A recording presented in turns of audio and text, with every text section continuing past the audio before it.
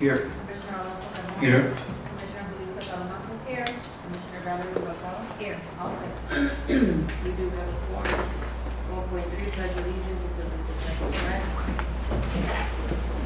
Allegiance to the flag of the United States of America and to the republic for which it stands, one nation under God, indivisible, with liberty and justice for all.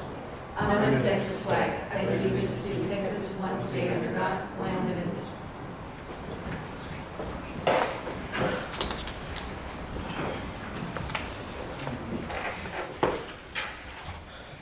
Testimonial oath for presenters, please be advised if you are here today to present before the commission or you are under oath. 1.5, public comments. 1.6, approval of Hold minutes. on. Oh, wait, did you sign it? Yes. Did you turn on the public comment form? You need to submit a public comment form to make a public comment. I didn't see the public comment form. I don't know, is it on top or where is it at, Mr. Judge? I'm sorry. Right now, when Mita gets back, I'll have her Okay. give us a second.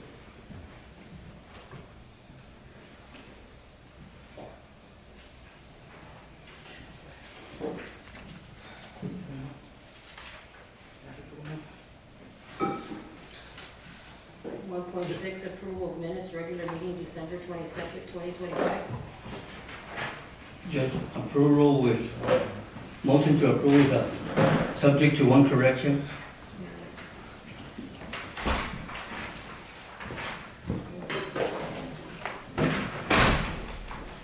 I have a motion by Commissioner Alonso Carmona.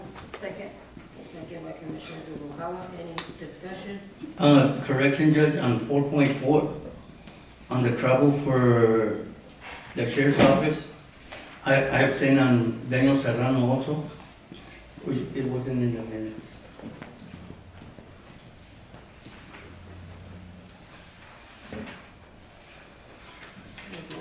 Correction and discussion to travel Jessica Carmona by also Daniel Serrano. That's right. And 6.5, it was not submitted by myself, it was submitted, when I spoke to Mirta, and Mirta had submitted it. She got it twice. Yeah, there's no correction to be made, Commissioner Noguera just says no action. Just for the record. Any other discussion? All in favor? Aye. Any opposition? Excuse me? Commissioner Noguera.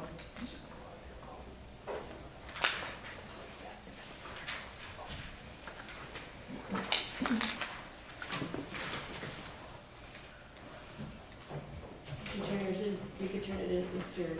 Rogers.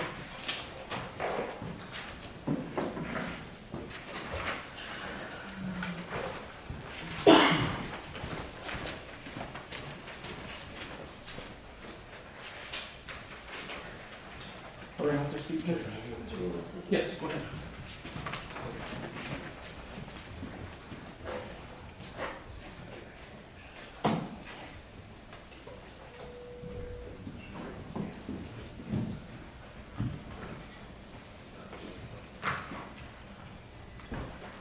I have one public comment in regards to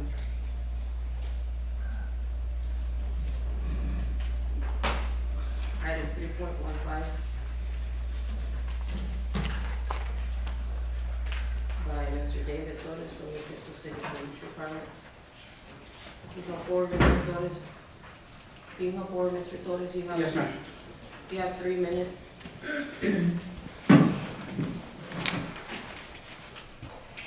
Go ahead. Good morning, Judge. Good morning, Commissioners. I'm signing in front of all you today as just a citizen of Dimmit County to express my strong opposition to the appointment of a new fire chief to replace our current leadership. For 25 years, Chief Carmona has served Dimmit County with unwavering dedication in a field where experience and stability are a matter of life and death. Throwing away a quarter century of institutional knowledge is not a decision to be taken lightly. Throughout his time in office, there has never been an issue regarding his service to our citizens. He maintained a spotless record of prioritizing the safety of the community above everything else. He knows this county, he knows his people, and he has earned its trust through decades of reliable action. I firmly believe that replacing a proven leader with an unproven appointment will change the department for the worse. Disrupting the current command structure lowers the risk of morale among all the firefighters and removing the stability that our community relies on during emergencies. As the old age saying goes, if it isn't broken, why fix it? Our leadership is not broken, it is experienced, capable, and dedicated. I urge you to prioritize the safety of Dimmit County and retain the chief who has faithfully served for us for 25 years. Thank you. Thank you, Mr. Torres.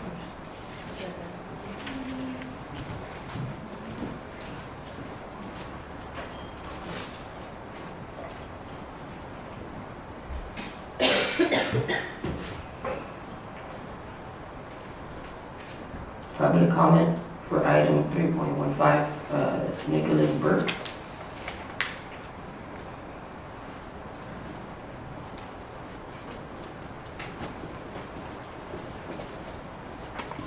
Mr. Burke, good morning, you have 3 minutes. Okay. I'm strongly against the removal of Chief Carmona from the fire department. Coming to y'all as, yes, a firefighter as well as someone in the community. I've been through fire department with city and with county. Honestly, with county, I've had more training, more opportunities to learn, and I've never seen Chief Carmona ever not show his dedication to the fire department or his firefighters or the community. Honestly, he's held a high standard to his fire department and his firefighters, and that's why we do what we do and we're so good at it is because of Chief Carmona. Putting someone new as leader, honestly, you wouldn't have the same outcome as you do with Chief Carmona. The same dedication, the same commitment to the community, same commitment to helping everybody. And he does go further and beyond helping people more than most people do, especially after the fact, after a fire or accident or any type of incident, he still helps them afterwards. And I don't see that coming from anybody, no matter who you appoint as fire chief. So I am highly against putting someone else as fire chief, and respectfully, it would be in y'all's best interest and the community to keep Chief Carmona as Dimmit County Fire Chief. Thank you. Thank you.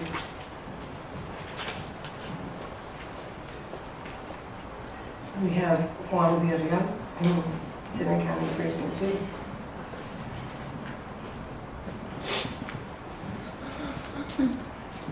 Morning. You have 3 minutes, Mr. Villarreal. Excuse me. I'm against the removal of Fire Chief Carmona. He's an awesome chief. He doesn't miss any calls. He doesn't go on vacation. He's on every call. He does a lot for the community, especially. I'm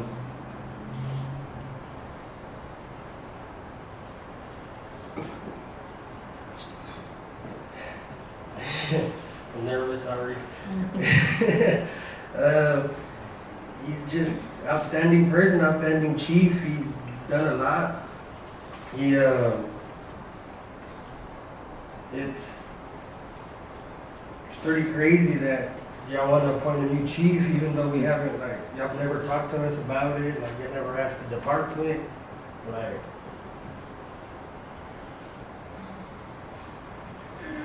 I would recommend to ask us first if we want a new chief. That's it.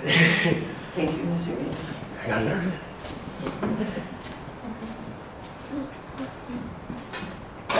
3.1, approval of bonds. One bond.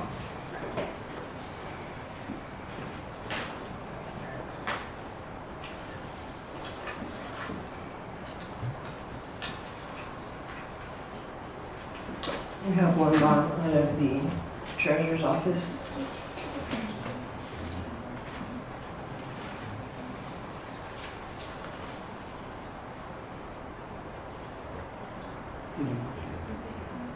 Motion. We have a motion by Commissioner Alonso Carmona, Second. Second by Commissioner Odena. Any discussion? All in favor? Aye. Any opposition? Motion carries. 3.2, discussion and appropriate action, approval of MOU between Crystal City ISD and Dimmit County Golf Course.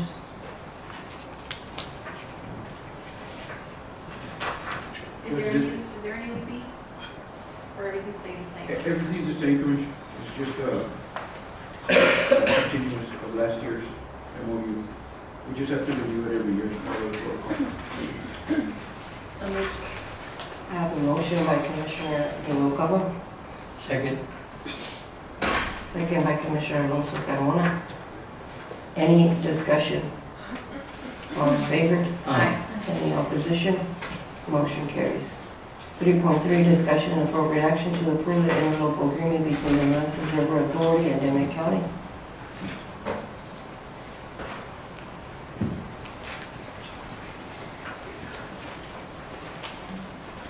Good morning.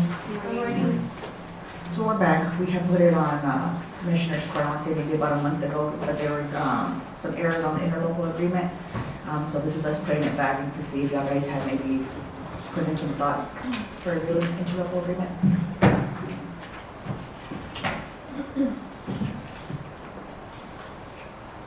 Can you please state your name for the record?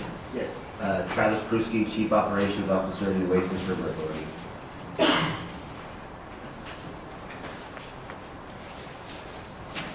And I'm happy to answer any questions that you guys have about it. Mr. Pruski and Ms. Rodriguez, in regards to, I know that there was a question or concern in regards to the amount of money that Dimmit County was going to have to match for this 10-year loan, so to speak. Unfortunately, Mr. Pereira is not here today, so I did speak to him briefly in regards to our budget, because this was obviously not a budgeted item when we approved our budget. So we would have to allocate funds for this particular item. I did speak to him about it, and he advised me that there could be a possibility that we could appropriate funds for this. However, he was going to look into it. I have not spoken to him since, and like I said, he's not here today. So I don't know if the commissioners have other questions, but I can't give an answer in regards to whether or not the county can financially, I mean, I know we can, but whether it's financially sound for us to do that, because he's not here and he never gave me a definitive answer. So that's kind of where my position is. I don't know if the commissioners have any questions. What was the amount that was needing to be matched? $382,736. Correct, and that would be equivalent to 10 payments over 10 years of $38,000 per year. 173 and 60 cents. I'm sorry, one more time. $38,273.60. And how long we got before we make a decision? We would really need, Like for next commissioner's court? probably by the next 30 days or so, because we're finalizing all the grant paperwork with the Water Development Board, and we're going to be kicking it off here in the spring. So we need to know which counties are going to participate, so fairly soon. So see, we can put it back up and then we can talk to Mr. Pereira Sure. back then, and for this time, maybe make a motion on the table for the next meeting. When Sure. is the deadline for the grant? We're working with the Development Board now. It's going to be in the next few weeks. We're going through the process. We were supposed to know that before the Christmas break, but obviously the state kind of slowed some things down there, so we haven't got that down. We've already received the grant. We're finalizing the application final paperwork to move it forward. So we've already been awarded the grant. We're just finalizing the paperwork to move forward to actually start this project this spring. So probably within the next 30 days or so, we'll be signing those paperwork. Okay, so it's like, do we receive the grant, it's just like an allocation of funds? Yes, Oh, to that see is which like- county wants to So yeah, we're taking it to all 31 counties to see who's going to participate, and then we'll move forward, we'll finalize paperwork on who those counties are. But this amount is already set even if the other counties don't participate. Correct, yeah, this That's is, correct. this is a mindset for you guys, and every county has a different proportion based on the size of the county and population, all those things like that. So we're not gonna, I'm not gonna say, but we're not, that we approve or not. There will be no extra funds, no. There will be no increase or decrease on it. It's already set That's at the correct. matching point. That's correct, that money is set. Okay. And how many payments did you say that there was an option? It would be 10 years, the state gave us a 10-year zero interest loan, so we're giving you the opportunity to do the same, for that payment back, is you can do the 10-year zero interest to us. Judge, I have a question for you. Ms. Rodriguez, I have a question for you. Could you explain to the court, or is there any way you could explain to us what would be the beneficial aspect in benefiting, in taking, making a commit, or making a commitment to the interlocal agreement with the Western River? So the plans have not been updated in years. I want to say, when was the last time that we updated our? Since so your last mapping was about 15 years ago, but that was based on old maps. The actual mapping was 4 or 5 decades ago. It was probably 50, 60 years ago last time it was actually map. They just updated that information. So whenever we have, like, with TxDOT, wants to go and look at like the rivers, the canals, the actual proper roads that are there, they're very outdated, so they're only going off of what was dated 15 years ago. But there is a lot more farm roads, there's a lot more rivers that haven't been accounted for, so we just need to update the maps for. How about grant-wise? Would this benefit your department as far as applying for certain grants? If we would be a part of It would probably help as far as, So we're also, we're gonna take all this information, so Region 13 is the flood planning organization that you guys are part of, that's in the Oasis Basin, and we're part of the state flood planning process. And with this, not only gonna map it, we're gonna look at problem areas and come up with called FMPs, they're flood management projects for Dimmit County, that we put in the state flood plan, within the county will then be eligible to apply for funds through the FIF grant and FEMA grants, but you have to be identified and put as a project to become eligible to apply for those grants. So there'll be plenty of opportunities for projects for you to apply for. And those projects, you're gonna help us decide. So we're gonna be coming to the county 5-6 times over the next year and a half, talking to you, talking commissioners, talking to Public Works Department, and where are the problem areas in the county, and developing these projects based on your needs, not just us telling you what you need. Y'all are gonna be part of that process to develop those projects, to put them in the state flood plans, and then make y'all eligible for the state funding. Of course, you guys all know what happened in Curry County. There's been a lot of talk about the flood project and flood management that need to do going forward. They're going to be putting a lot more money into these flood projects, but you have to be part of the plan before you can apply for any of the funds. we need to update our plans before we can become eligible for any grants, those kind of grants. What was the year-to-year commitment? Like if we did do the 10 years, like what would the payment back look like? It's a little over $38,000. The number I gave you, Commissioner, the $38,273.60. Yes, that's correct. Take motion to table for next Commissioners Court meeting. I have a motion to table by Commissioner Alonso Carmona, Second. second by Commissioner Noguera. All in favor? Aye. Any opposition? Motion carries. Thank I you. think I'll see y'all. Thank you. 3.4, discussion and appropriate action, monthly report from Constable Precinct 1, Mr. Rudy Lopez for the month of December 2025.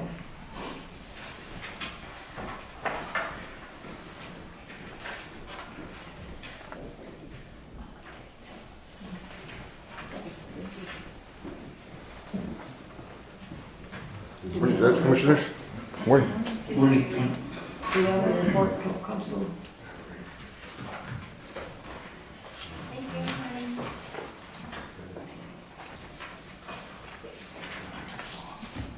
I know.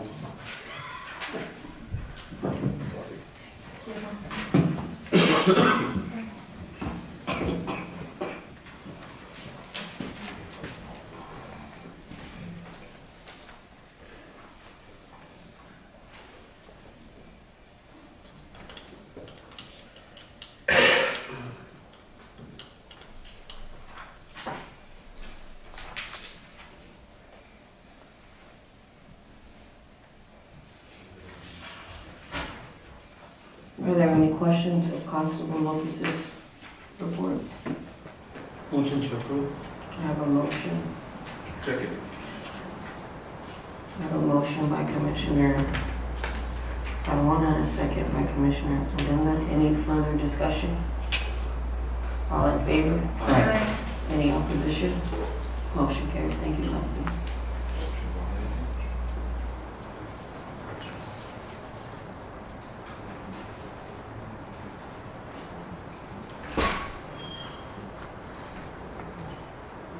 I think it's because, last Commissioners Court, I asked each individual how they felt about submitting, yeah.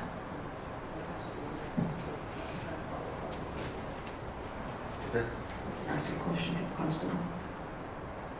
I was asked about something about quarterly from Commissioner's Court. Quarterly. Yeah, so, last Commissioners Court, it was a question that I had asked, multiple electeds, and it was the JPs that were here. Basically, the idea that I had or that I wanted to kind of touch base with is that a lot of the times y'all guys are coming and submitting reports, but it takes a lot out of your day to come down, wait for, your line item to come up. So simply, I had suggested at the end, before I was asking them how they felt about coming, and the JPs all expressed that neither one of them were here or there about it. They really didn't mind coming in. Obviously, we still need the monthly report, so I was saying if reports are being turned in, the elected doesn't have to be present to present the report. Only be present once a quarter. So like, let's just say you did month 1, month 2, month 3, we would save our questioning until month 3. Now if it was something big, then we would still have enough time from whenever the agenda was posted to Commissioner's Court. So let's just say like, we got our packets on Wednesday, we still had enough time to notify you to ask if we did need any elected official present in Commissioner's Court for like that coming up Commissioner's Court. But essentially, it would kind of move along the docket a little bit, and we would be able to get through the agendas quicker because y'all guys wouldn't necessarily have to be here. The report would have to be turned in monthly, you just wouldn't have to be present to present the report. But that was just a question that I had last time when we had the JPs here. We had posed that, I asked them before I shared my thoughts on it. But like I'm saying, a lot of the JPs, I believe, none of them were really here nor there. I believe 2 of them were like pretty persistent that they wanted to come. So at the end, it was a question for a line item that we made a decision on what departments we were gonna decide who needed As of to. right now, the constables are still coming. Yes. I understand that. It was just a question. Yeah, so it was just a question I had because there was an agenda item that was coming up on the last Commissioner's Court to make that decision to kind of gauge where everybody was at on coming in and submitting their reports. But we came to that decision already and we discussed that, so. I wasn't necessarily gonna continue to go keep asking. Now, of course, like if the constables wanna get together and say, hey, we really like that as a better option because, we hold other employments and that's something that we can revisit then, but as of right now, we submit it just our departments that are funded by Commissioner's Court to submit the reports like that. It's just a question. Thank you. Thank you. 3.5, discussion and appropriate action from Constable Precinct 2, Mr. Andres Aramula, for the month of December 2025. You may. Morning. Happy New Year. Likewise. You need.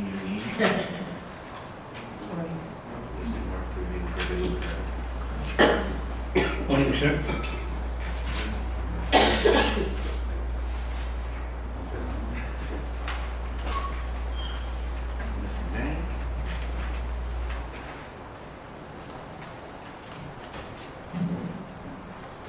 Constable, I just wanted to Yes. thank you for the services that you offered during the years. I think that shows a lot of your character and who you are and how you really serve as a constable. And I just want to commend you for doing that for people going out there. I'm pretty sure it means a lot to a lot of worried mothers and people at home that want their loved ones to arrive safely. Yes, ma'am, thank you.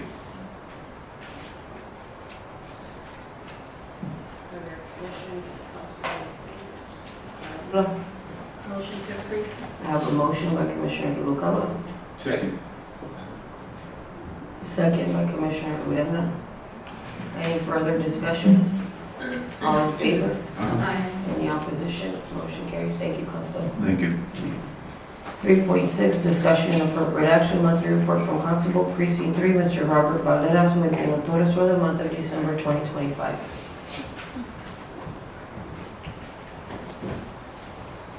Morning, Commissioners, morning, Judge. Morning.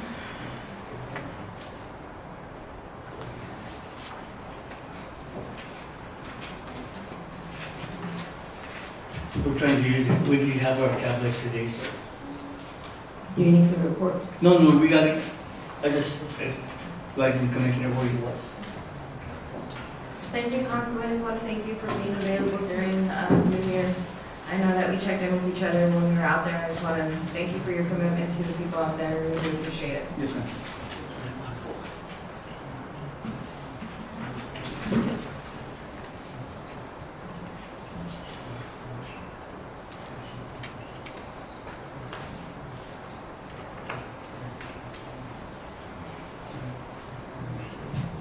Are there questions of Constable Banderas' report or Mr. Martin Torres' report? Motion to approve. I have a motion by Commissioner Alonso Carmona, Second. second by Commissioner Talamontes. Any other discussion? All in favor? Any opposition? Motion carries. Thank you, Constable. 3.7, discussion and appropriate action, monthly report from Constable Precinct 4, Mr. Manuel Rosas and Connie Estrada for the month of December 2025. Good morning, Judge, Commissioners. You may approach. Thank you for asking.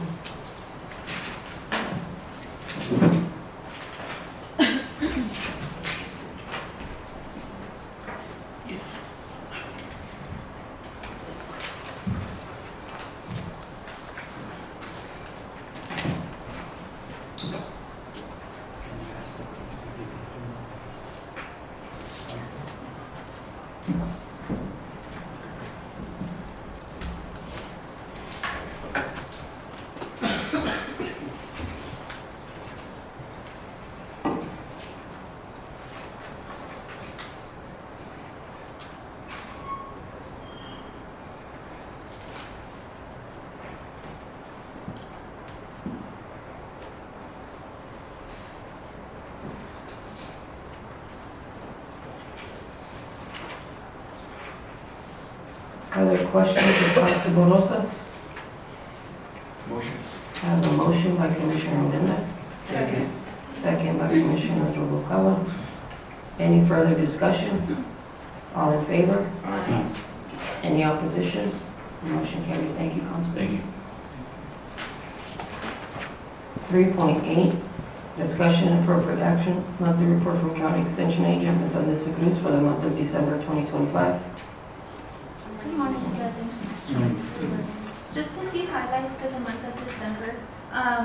Myself, along with Uvalde, Rio, and Zavala counties, we hosted a CEU conference for pesticide applicators December 1st and 2nd, and we had 12 participants participate in that conference. We had our 4-H members, 6 4-H members participate in the archery contest in Benavides, Texas. We had Giovanni Jimenez placing 3rd in the senior division, Soren Rios placing 3rd in intermediate, Justin Jimenez placing 2nd in intermediate, Cavelli Miranda placing 2nd in the junior division, and our 2 other participants, Gisela Salas and Esme Rios. We also hosted a warm item drive during our Christmas dance, our 4-H Christmas dance, and we were able to donate that back to the school district. And then I also just wanted to invite you all to the Cowboy Breakfast that'll be hosted by the Dimmit County Junior Livestock Show Association, Commissioner Urenda, Sheriff Castaneda, and the Dimmit Regional Hospital. That'll be happening on January 14th, and that one's open to the community from 6 a.m. to 9 a.m. And then, of course, our Dimmit County Junior Livestock Show, where we have many of our 4-H members participate with their livestock projects, January 15th through the 17th. And then I did also want to say thank you all so much for those who attended the district CEU conference there in Laredo. Thank you all for always participating and being willing to kind of support us as well. Questions of Ms. Cruz? Motion to approve. I have a motion by Commissioner Noguera, Second. second by Commissioner Talamontes. Any other discussion? All in favor? Aye. Any opposition? Motion carries. Thank you.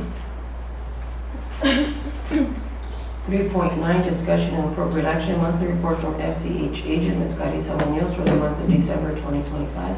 Good morning, Judge, Commissioner. Morning.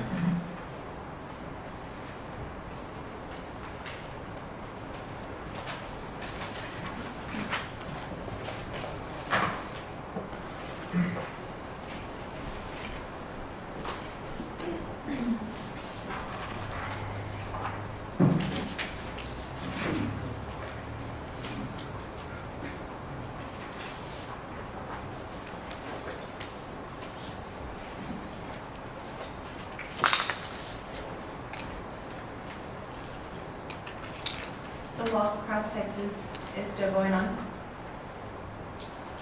Or it starts? Plans for next month? Oh, so we are in the planning phase right now, and last year we did a Walk Across Texas Law Enforcement Multi-County Program. Yeah. That'll start in March. So we're in the planning process, and we'll get all the information out as soon as we can. Are there other questions of Ms. Munoz? Motion to approve. I have a motion by Commissioner Talamontes, Second. second by Commissioner Noguera. Any other discussion? All in favor? Aye. Any opposition? Motion carries. I did want to mention just one thing. Our county, our office, Dimmit County Life Extension Office, was recognized for the team award for outstanding program area with the fishing event. So I did want to thank you all because you played a part in having, donating items and being there, your presence. So I just wanted to mention that we did get highlighted and got that award at the district fall faculty meeting. My colleague Alyssa Cruz got the outstanding 4-H program area award as well, and then I received the outstanding FCH program area award. So I just wanted to mention that because you each play a role in how we serve our community, so I just wanted to thank you all. Congratulations, both of you. I'm not too sure if I saw it in one of the flyers last week, so that's awesome. Thank you. Thank you. Thank you, Ms. Munoz. 3.10, discussion and appropriate action, monthly report from Rodeo Arena Event Coordinator for the month of December 2025. Good morning, Judge. Good morning, Commissioners. Morning.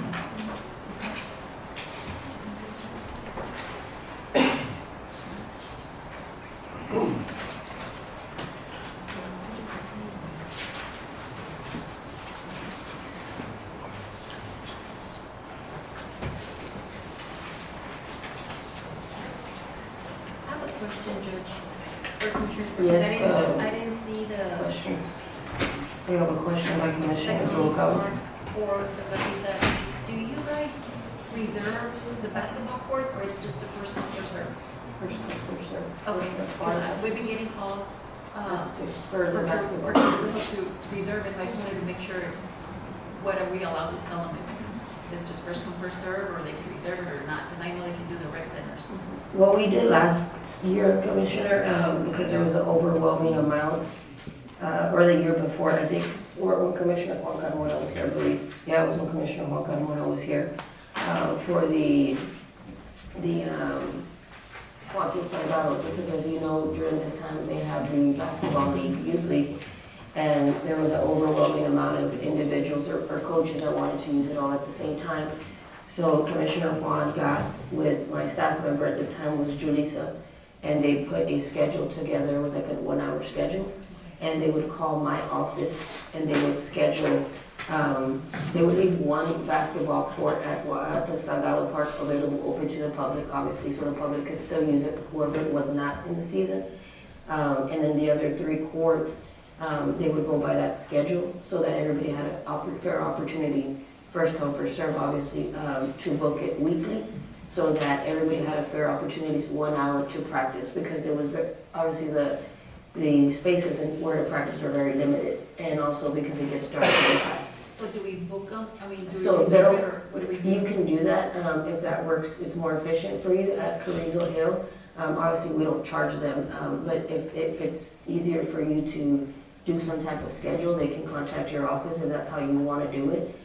It's up to you. I wasn't sure, so I directed them to Sabrina, and she asked me this morning, Valerie, there's nothing on it. Yeah, they're I said, well, let me ask to see how we can do Yeah, it. there was nothing official that we had done. It was just something that it was an inner office thing. Like I said, that Commissioner Juan got with Julissa so that they could do, because there was an overwhelming amount, and there was, some tension because there was a certain coach or a certain team that was trying to use one at basketball for 3 hours, and it wasn't fair for other people. So what she did was like a schedule. So I think that would be something that you might want to So do. can Sabrina do the scheduling? I mean- I don't want them to say, well, no, I mean, if you sport is want- related, or I mean, if you want her to do it, like I said, Yeah, because obviously, we already got 3 that called that wanted to do I it. mean, if you I want, haven't had anybody that called and reached out to me, but I would think like for the scheduling for the practices, what I would do is tell the lead organizer to tell them, hey, we have these many spots available, and leave it up to them to organize and schedule, because if we do it on our end, we do potentially fall into that thing, but if you give it to the main person that's organizing the entire league and say, y'all guys create a schedule, this is what we have available, this is what's gonna be out there. And then if they create their own schedule at the end, if there's a hiccup or issues, they have nothing but on their own resources, and it doesn't kind of come back on us. But there's different. yeah, so So it's not just one lead? So what happened was Commissioner Noguera, and it worked very well actually, and we got a lot of positive feedback.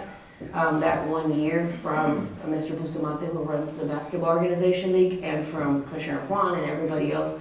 So what happened was that Julissa let Mr. Bustamante know that your coaches know, send out a group message.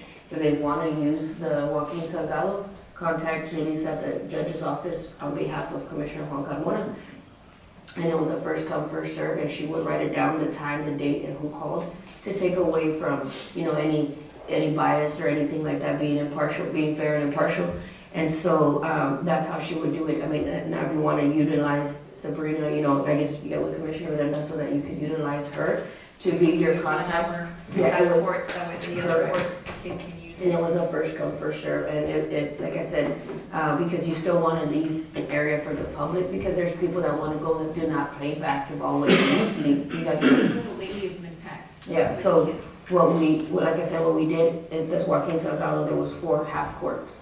So 4 rims essentially, and so we would leave 1 rim open for the public, for anybody, and that also is first come, first serve, whoever shows up, right?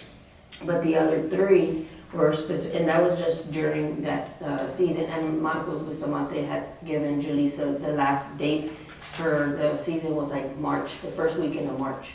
So anything after that, it was whoever, yes. So is there more than one Marco Bustamante, or he's the only one that's organizing like that? Well, no, there's other, what Commissioner Noguera talked about, there's other leagues, there's travel ball and all that. But this one, it gets heavy because right now it's the youth basketball organization. So it kind of piggybacks with all the other traveling basketball teams that there is.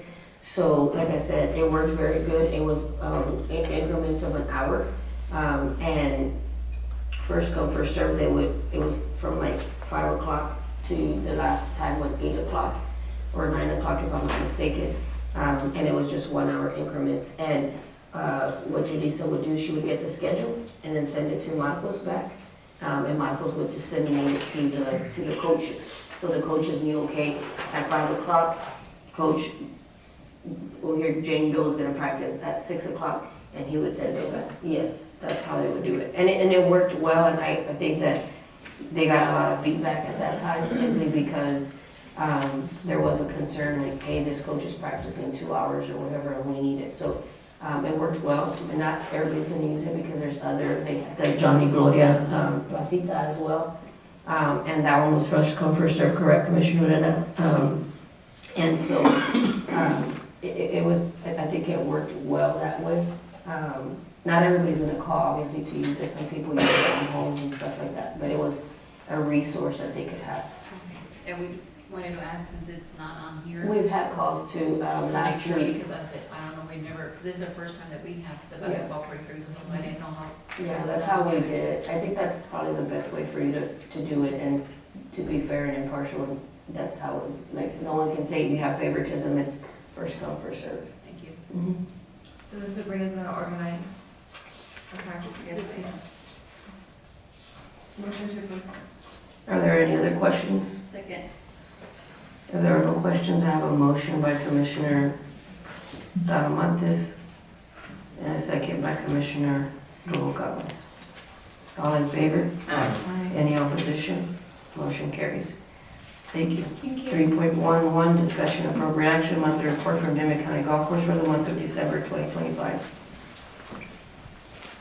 Good morning. Morning.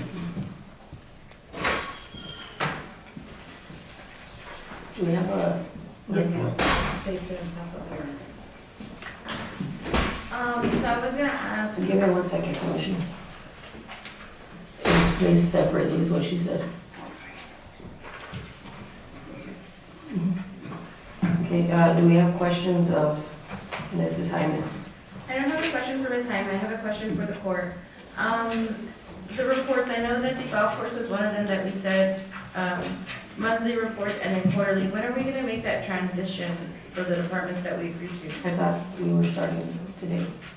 Okay, so, Starting now. so today is, and correct me if I'm wrong, Commissioner Uranda, today is an in-person and then the next two will be, Just the be report. present- Monday? Just the report. Just to report the next two?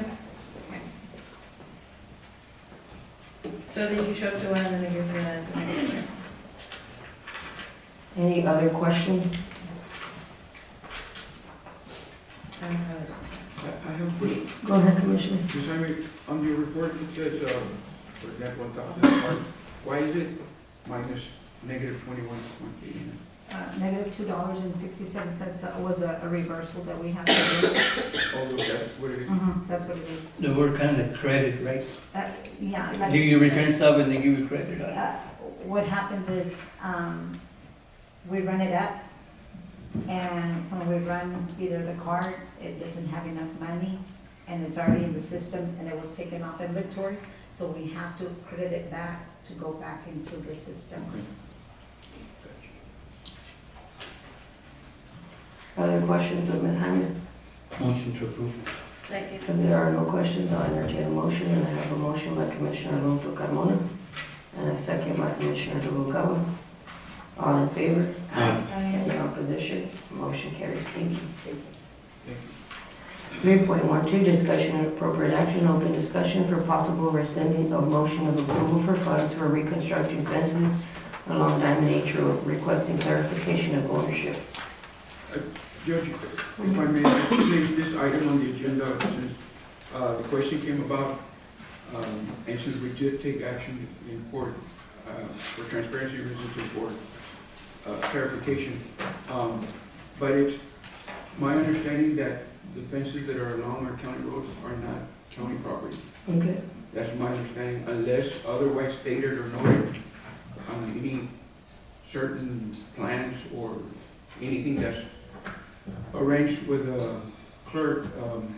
That's my understanding. Now, when we approved the funding for a change order, it was approved under the understanding that the fence belonged to the county. To the county. So that's why it's on the agenda for clarification, and making sure that we're doing the right thing.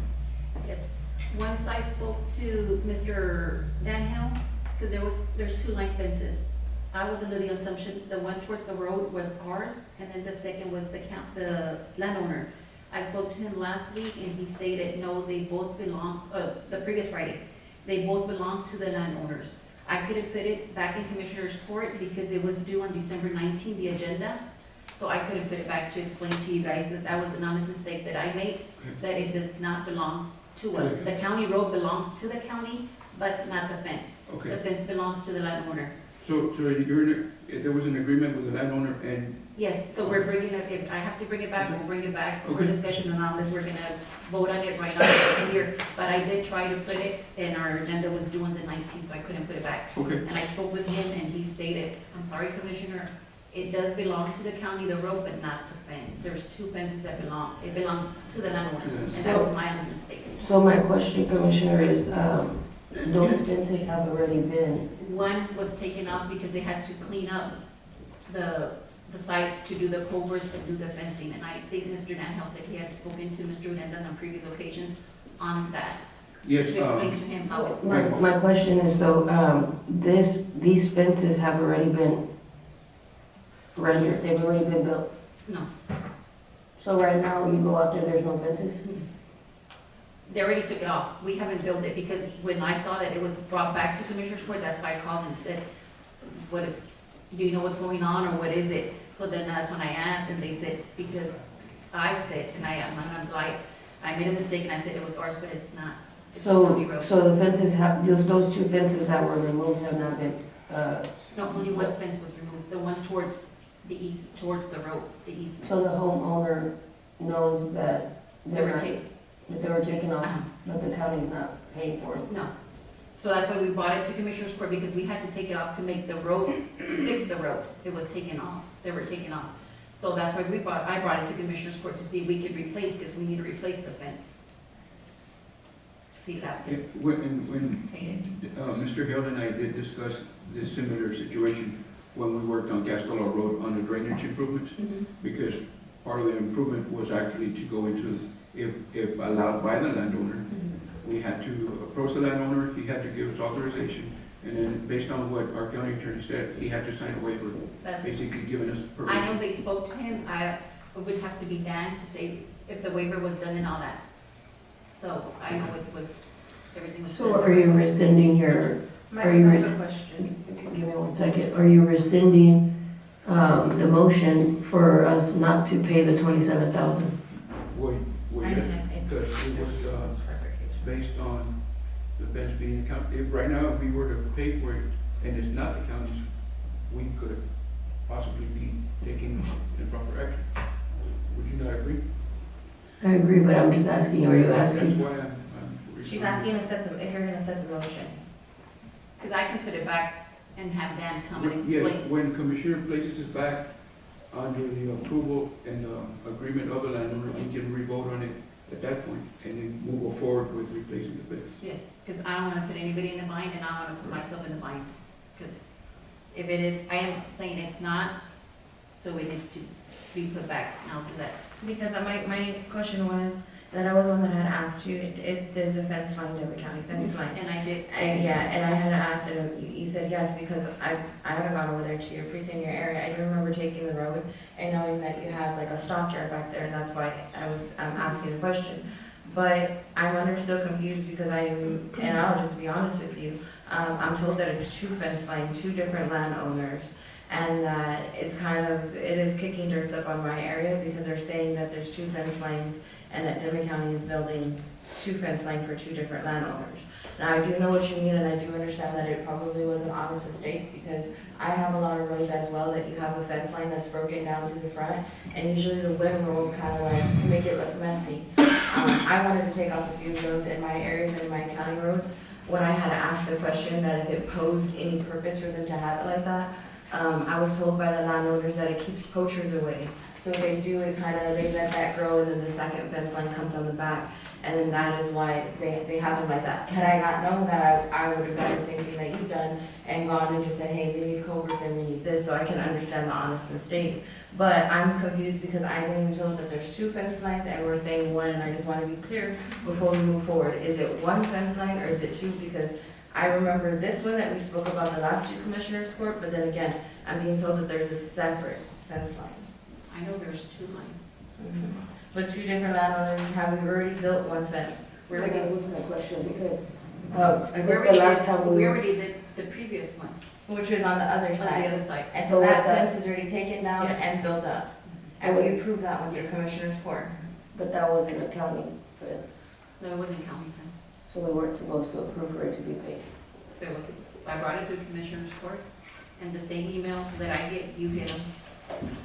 I know, but that's what you're talking about, being under the understanding that it was a county fence.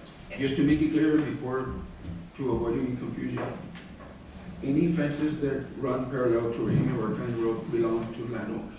The only time a fence belongs to the county is if the adjacent property is actually county property. For example, the golf course, when you turn off of 85 or on 85, the fence belongs to the golf course, so in essence it belongs to the county. Other than that, any fences that are running parallel to any of our county roads belong to the landowners. So that's why we have to contact landowners and get previous authorization to do anything within their fence line, whether it be Jurisdiction. remove the fence, removing brush, or cleaning the drainage. I'm just making that statement for clarification, because it may be something that might avoid us falling back into a situation. Well, But one has already been built, and paid for. Well, I the do, commissioner just brings it back to Commissioner's Court for clarification, and we vote. Judge Matt. And I'll make sure that Dan Hill is here to explain, because he would have the better wording than I do. Because I can understand you saying it was May I an say honest something? mistake. Yeah, give it 1 second, Commissioner. I'm stuck on the 2 fence line. I can understand it's an honest mistake, and again, seriously, I can give that credit where credit's due. Where I'm kind of getting at is that there's 2 fence lines, and we have 2 landowners, 1 landowner that's already received a fence that we thought that was a Dimmit County fence. And if we approved it, I mean, I would like to know when we approved it, because I don't remember ever talking about a second fence line, is where I was a little bit confused with it as well, because I don't know where the second fence line is coming in. I don't know when we approved it through Commissioner's Court. This is the other side. Yeah, this is the other side, and that's what I'm telling you. Yeah. I was already told 1 was up, the other one was down. So now that you're saying that yes, it is 2, and I'm hearing it straight from you, when did we approve the first one? In the previous change order, It was a change there was order. a change order, and there was one of the line items, including extra time, I believe, and, there were like 3 or 4 different items in there. We just didn't catch it? Well, it was- No, I think you had asked if it was a county line, or a county fence, and Commissioner Ocala had to, it was a county fence. On May I the say first, on the first, on the first one, nobody asked. It was the same. Everybody jumping all over the place. Judge, I believe when these projects are made, and when the construction is going on, I believe the engineer and the construction company get together and advise what all needs to be done out there. So I don't know if it was presented on the contract that any fence that was damaged or anything like that, or removed because of the debris as it gathers on. You know, most of our county roads are poor water, how do you say, low water, and they get destroyed by the fence and all that. But I'm assuming that, I'm gonna assume that when this project was being worked on, the engineer makes sure that gets with the construction company, because I believe that was one of the projects that was done on one of my roads, that the fence had to be mended because of where the road ended on our area, the easement was taking part of that fence, because it was kind of like in the way. But in most contracts that the engineer does, I believe they mentioned that in any fence needs like to be repaired because of the project that we're doing, instead of leaving it and curve around it, they place it on the contract. So that's something that I think Dan will be able to answer and get it straightened out on those properties. I think the problem now will be that we have 1 fence that's been built already at the county's expense, and the second one, Commissioner Uranda is asking to rescind because it's not a county fence, and we're not going to approve it, so you're gonna have a pissed off landowner, I suppose, because Well, you have 2 fence, 1 fence that the county's gonna pay for, and then you have one that the county, I suppose, is not gonna approve to get paid for because it's private property at that point. so, just for clarification, the rescinding of the motion because to avoid, as a court, taking improper action. But Commissioner Ocala is going to put it back on the agenda and go through the process, add Dan into the loop, and Dan will word it the way it needs to be worded so that we can have it on the next agenda and approve the replacement of the fence, so to speak. This is just making sure that we're doing the right thing and that we don't get caught up in something in the near future. So it's the only reason for it. There are ways that we can do it correctly, and Commissioner Ocala is going to go through those ways, and we'll get it done the right way. But if it needs to be done, it needs to be done, and we move forward. Yes. I'll second the motion under that as well, that I do understand the obvious mistake, but definitely moving forward in the process, that we have to take the right way. I'll second the motion and we'll wait for the place in the next agenda. There is no motion, Commissioner Montes. He said the motion. He didn't set no motion. It's an open discussion of rescinding the motion to approve funds. So that's why I asked him, are you motioning My motion is to rescind. to rescind paying? Yes, for the payment of the fence certificate. So Commissioner Odena, motion to rescind payment of the change order that was submitted in court. And are you seconding the motion to rescind payment? Yes, but I do have a question. Does it have to be like a rescind or can we say pause? No, rescind, because he's Second. taking away the motion to pay. So essentially what this action would do would cause the judge's office and the auditor's office not to approve the PO to pay for that fence. I have a second by Commissioner Talamantes. Any other discussion? All in favor? Aye. Any opposition? Motion carries. 3.13, discussion and appropriate action, approval of using county property next to landfill to execute brush pit for brush and mulch disposal. Allow precinct 1 to execute pit for all commissioners to utilize as needed. Judge, I place this item on the agenda to basically have a discussion as to allowing precinct 1 to execute a pit on the adjacent property of the landfill. Since we now have an active interlocal agreement with the city, the first week of every month we're allowed to transport brush from within city limits to their landfill. But we still have a situation where we at times may have to pick up brush outside of the city limits. Therefore, we would be required to pay the city. At this point, with the equipment that we have at this time with our mulching, we could always excavate a pit at the adjacent property, which would have nothing to do with the landfill. It's a total different property area, and allow any of the commissioners to have overwhelming brush to dump it there, and then we can take a mulcher in there. Being that the pit will have walls, it'll keep the brush contained within the pit. We can go in there and mulch it until we receive our truck driver. I called TCQ, so they said after the New Year's, they would come down and check where it can be built. So we can't just do the pit. Perfect. Once we get it approved through TCQ, they'll let us know exactly where, how far it has to be from the regular pit. And And we have, how deep and everything. yes. Okay, thank you, Commissioner, for assisting with it. So we just need to wait to see when they're coming down next week, you said? They said after New Year's. So there's no action? No action until we hear from TCQ when they get here.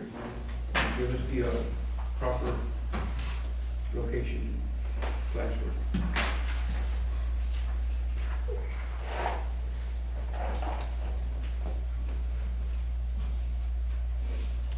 Is there a motion? There's no, Is there a motion? No action. no action. I understand, but I gotta ask, is there no motion? No motion. Okay, no action. 3.14, discussion and appropriate action, approval to allocate the third week of the month for Commissioners Court to dispose of trash and county landfill. This is another item I placed on there just to give us a little more flexibility as to have a place to dispose of any trash. At times, we encounter situations where people have, let's just say, pallets, those wooden pallets that they have merchandise on, and the landfill would not accept it as brush, obviously, so we have to pay for that. With that said, I'm requesting that we get the opportunity to come in on the third week of the month to dispose of any type of items like this. Being that our tonnage is well within the limitations, and we're, based on the report to Commissioner Rubalcaba has submitted, we're under our tonnage. I don't feel that it would be a drastic increase. We're just trying to get clearance for it. Is that your motion? We can do it Wednesdays and Fridays, because that's when we only have one trash truck. Give me 1 second, Commissioner Rubalcaba. Is that your motion? Well, if. I gotta get a motion first and then we do discussion, following Robert's rules of order. That's my motion. Thank you. Wednesday and what? Right. Give me a motion by Commissioner Jose Odena. Is there a second? The second, excuse me, So I gotta get a motion first, Commissioner, and then we do discussion, and then I'll take a vote to allocate the third week of the month for county commissioners to dispose of trash at county landfill. But it's gonna change though. I know. We can change that. We can change it? But that's we have a discussion first, Okay. Let's say, why can't we have the discussion for? because I'm following Robert rules of order. I don't know when all this changed, because we've always done it the way we've always been doing it. Commissioner Noguera, I'm gonna I'm follow the letting- I'm just Robert letting you rules. Okay, I'm following the Robert rules of orders. There's a motion by Commissioner Odena. Is there a second? If there's no second, the motion dies. Do I have another motion? So you're not gonna let us have the discussion? I am gonna have a discussion, but I have to put the motion in order first, and then y'all have the discussion. So what's the motion? He's asking to approve to allocate the third week of the month for county commissioners to dispose of the trash at the county landfill. The motion just died, Judge. Lack of a second. Second. So I have a second by Commissioner Talamantes. So you're bringing it back, Yeah, because wait. it already died. The motion died. I just wanna have the discussion. No, I know, No. but if she's following the rule of orders, it died. Exactly. Motion died. Motion died. But there could be a second motion. Yes, that's what I'm Yes, saying. that's what I'm The second saying. motion has to come back up. What's your second motion, Commissioner? Oh, my second motion is to obtain permission and clearance for the manager, which would be Commissioner Orgava, to utilize the laptop. Can I ask a question? Can we, the second motion be to have the discussion? Right now, he's asking to allocate, so you're gonna second the motion? Commissioner Talamantes? Nope. To utilize the landfill? That's just to have a. I'm gonna set a second, I'm gonna set my own motion. No second, so the motion dies again? What's your motion, Commissioner? To open up to have the discussion to talk about the possible of allocating the third week out of the month for the county commissioners to dispose of trash at the county landfill. Thank you, Commissioner. Second. Thank you, Commissioner Odena. Discussion? I would like to take what Commissioner Orgava said earlier into consideration. Wednesdays and Fridays, we only have one trash truck. So that would be enough time, and that way we don't meet our tonnage. So Wednesdays and Fridays. Wednesdays and Fridays? Yes, What would we be allowed to take in? and it would have to be before 3:30, because they need at least 2 hours, or at least by 3:30. So they need Before 2 3:30? hours to cover all of it. So it would be Mondays and Wednesdays on the third week? It would be Wednesdays and Fridays. Wednesdays and Fridays, excuse me, of the third week. Manager, Yes, sir. Before go. 3:30. we need to clarify also, we need to clarify with GCEQ because if the pallets, I believe they have to be broken down way before you take them to the landfill. And that, Commissioner, I would recommend you have that. And also, if there's any construction material that these landowners do at some ranches. I'm assuming that that's what you're talking about, the trash pickup out in the county. Is that right? And we need to know what kind of construction material is gonna be thrown in there, because you don't wanna have a mixture of everything and then wind up with a violation and end up with a big fine. That's how the city does it.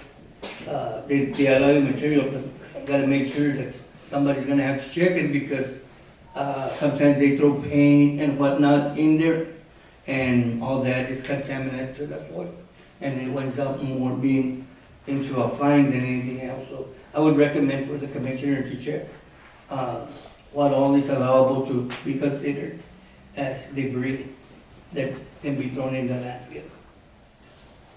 Commissioner Talamantes, you had a comment? Yes, so, so yes, I do have a lot of areas out there that I could utilize this to be able to help pick up, to kind of, be able to keep the brush down. We have tires, we have all that other stuff, but as well, with the 4th of July that came around, I did see a lot of areas that I wish that I could go pick up some of those items to kind of assist, because it's outside of property lines.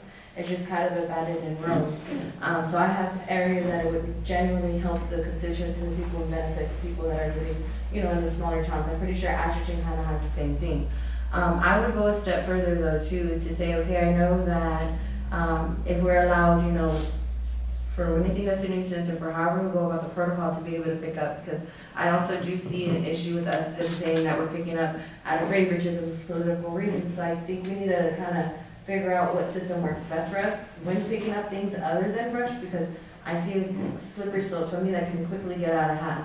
But I would think that if we allow also to open up the county landfill the same way that the Carrizo landfill opens up and allow free dumping once a quarter the same way that it does, so that way whenever Carrizo's being allowed to go dump, it would allow the people from the county or the smaller areas like Asherton and Big Wells to make use of that same time collectively and do it That would together. really benefit us, especially our colonias, Mhm. because they don't have the same privilege as the Commissioner of Precinct 1 and Precinct 2 have.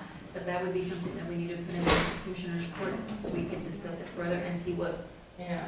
if it can be done on a quarterly or how we can do it. Because like I said, I'm all for being able to, since I do see it and absolutely for it. I just think that being a way to go around, and then the city's gonna be picking up brush at the same time that we're picking up brush, and it's gonna look like a joint effort, and we're gonna be able to tackle more. Why not do the same thing with the beautification process and like for the dumping fee? So for the third week out of the month to allow county commissioners, I would think that we would have to discuss for sure what was gonna be allowed. I would go back into the TCQ protocols to see. I would just hate for these motions to die and us for us not bring them back and have a conversation and kind of drag feet. This will approve it. I think that you're asking to essentially just have permission to go throw trash there, right? I mean, I think you're wise enough to know what Well, not not only to that, throw, but right? our guys, or, for example, I have one operator on the truck. He knows not to pick up anything that's in a drum or cans that have any type of liquid because it could be contaminated material. We don't pick up anything like that. I don't believe we've ever really run into a situation like that. Same thing goes for asbestos. If we see anything that maybe, we don't even mess with. But not only that, but we're not asking for permission to just go in there and dump stuff. We would go through the scale, we'd have to go through the scale, and then the attendants out there would pay attention as well as to what's being dumped. I mean, it's gonna be a process from the pickup to the dumping. We just wanna be able to go in there and not have to go and pay the city for disposing of any of this. Because we all know as commissioners, we encounter trash. We've got our code enforcer that he'll call and say, hey, somebody dumped such and such stuff off the side of the road. We gotta find a place to put it, and if we have to pay every time we dispose of it. We're gonna learn as we go because this is something new. Mhm. We didn't have a landfill, this is the first time, and this will be the first time that we're gonna be accepting other than just household trash into It's the a trial and landfill. error. Yes. Because it goes back to what, remember the meeting that we had with the city commissioner in which obviously they have their certified person there that's gonna see what's going through. And they had advice that sometimes, trash that's not supposed to be going through will go there. So I think Well, the good thing about this, Judge, is the same person that's carrying the license for the city is the same person that's carrying the license for the county. that's what I'm saying. So whatever they works should for them know, over there. correct, they should know what TCQ has approved in the county to throw. So for Commissioner Odena to take his truck full of Just as long trash, as- they know what you're supposed to have in there and what you're not. And if you have stuff in there that you're not supposed to have based on what our TCQ permit is for, then you just go in. Just as long as they know what they can and can't pick up, because I know our trash truck drivers, they know what they can and can't, and sometimes they call, there's batteries here, we're not taking it. Or they Okay. send Maribel pictures, hey, this is what's inside the dumpster, we're not gonna take it, and they're not allowed to pick it up and bring it. And of course, you'll have a constituent calling and upset, they didn't pick up our trash, this is the reason why we didn't pick it up, because it was there. And obviously, we encounter tires constantly along our county roads. We do pick them up, but we do not dispose of them at the landfill. Correct. We stack them at our yard and then grind them at a time when we can. I have a question. So as of right now, because the way that he said it is to be allowed to go in, so as of right now, are we not allowed to go jump in the county landfill right now to pick up debris and brush and stuff?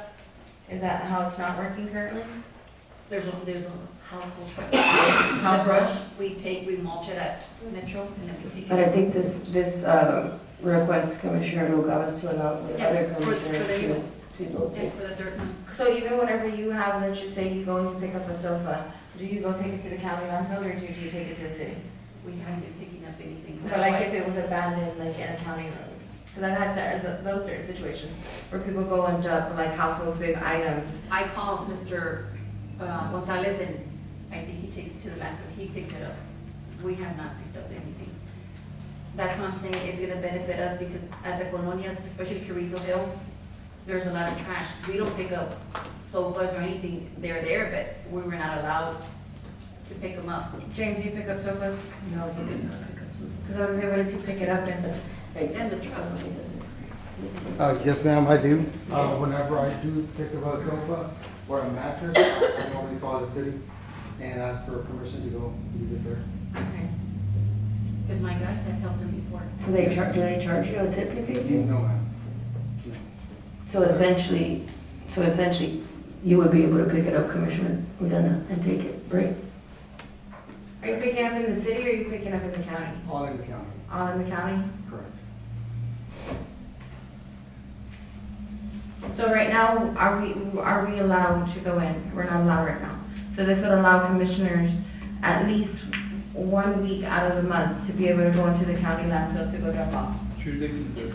No, Wednesdays she and just said Fridays. Wednesdays and Wednesday. Fridays. Oh, Wednesday to Friday? Okay. Yeah, Wednesdays and Fridays before 2:30 PM. 3:30.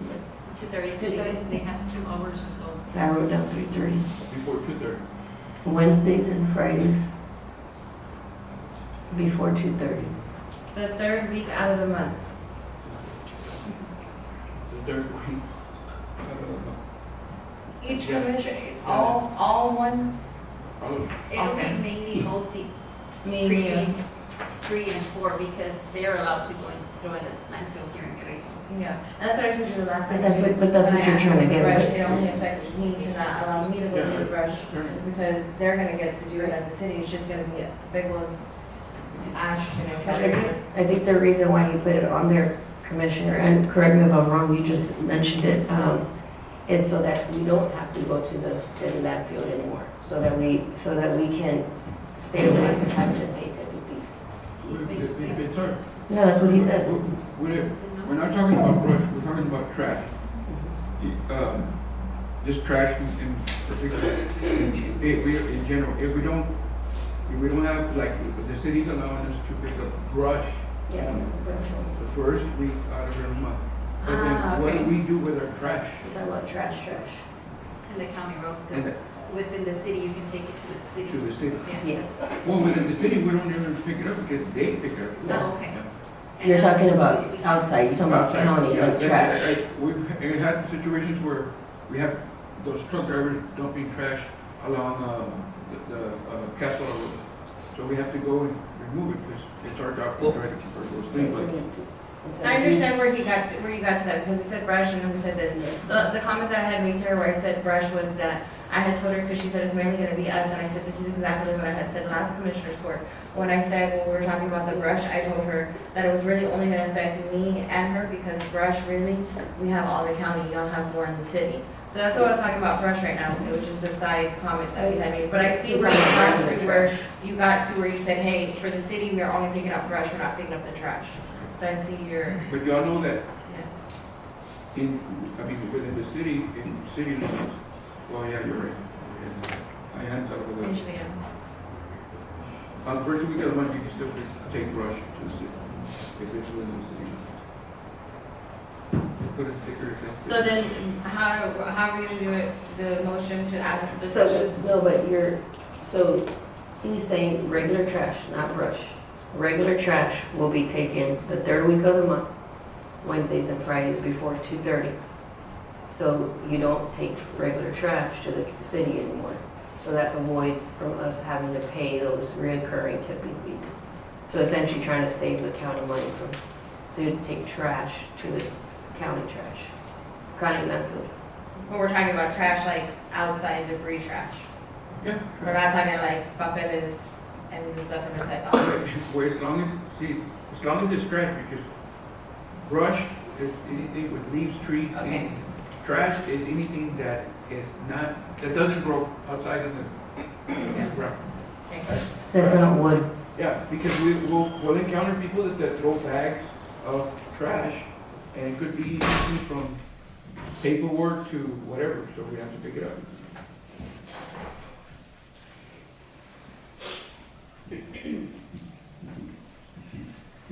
I have a motion by Commissioner Talamontes and a motion by Commissioner Odena. All in favor? Uh, Aye. What was the motion? To allocate the third week of the month for county commissioners to dispose of trash at the county landfill, which includes Wednesdays and Fridays before 2:30. Okay. And that, I guess you'll advise your staff, Commissioner Noguera. Yes. And then on the TCQ for the brush pit, we'll have an answer for that one, okay? Yeah, there was no action on that one. 3.15, discussion and appropriate action, approval to appoint a new fire chief. Consider and take possible action on the appointment of a new fire chief for Dimmit County Fire Department, Precinct 3. Judge, Yes, ma'am.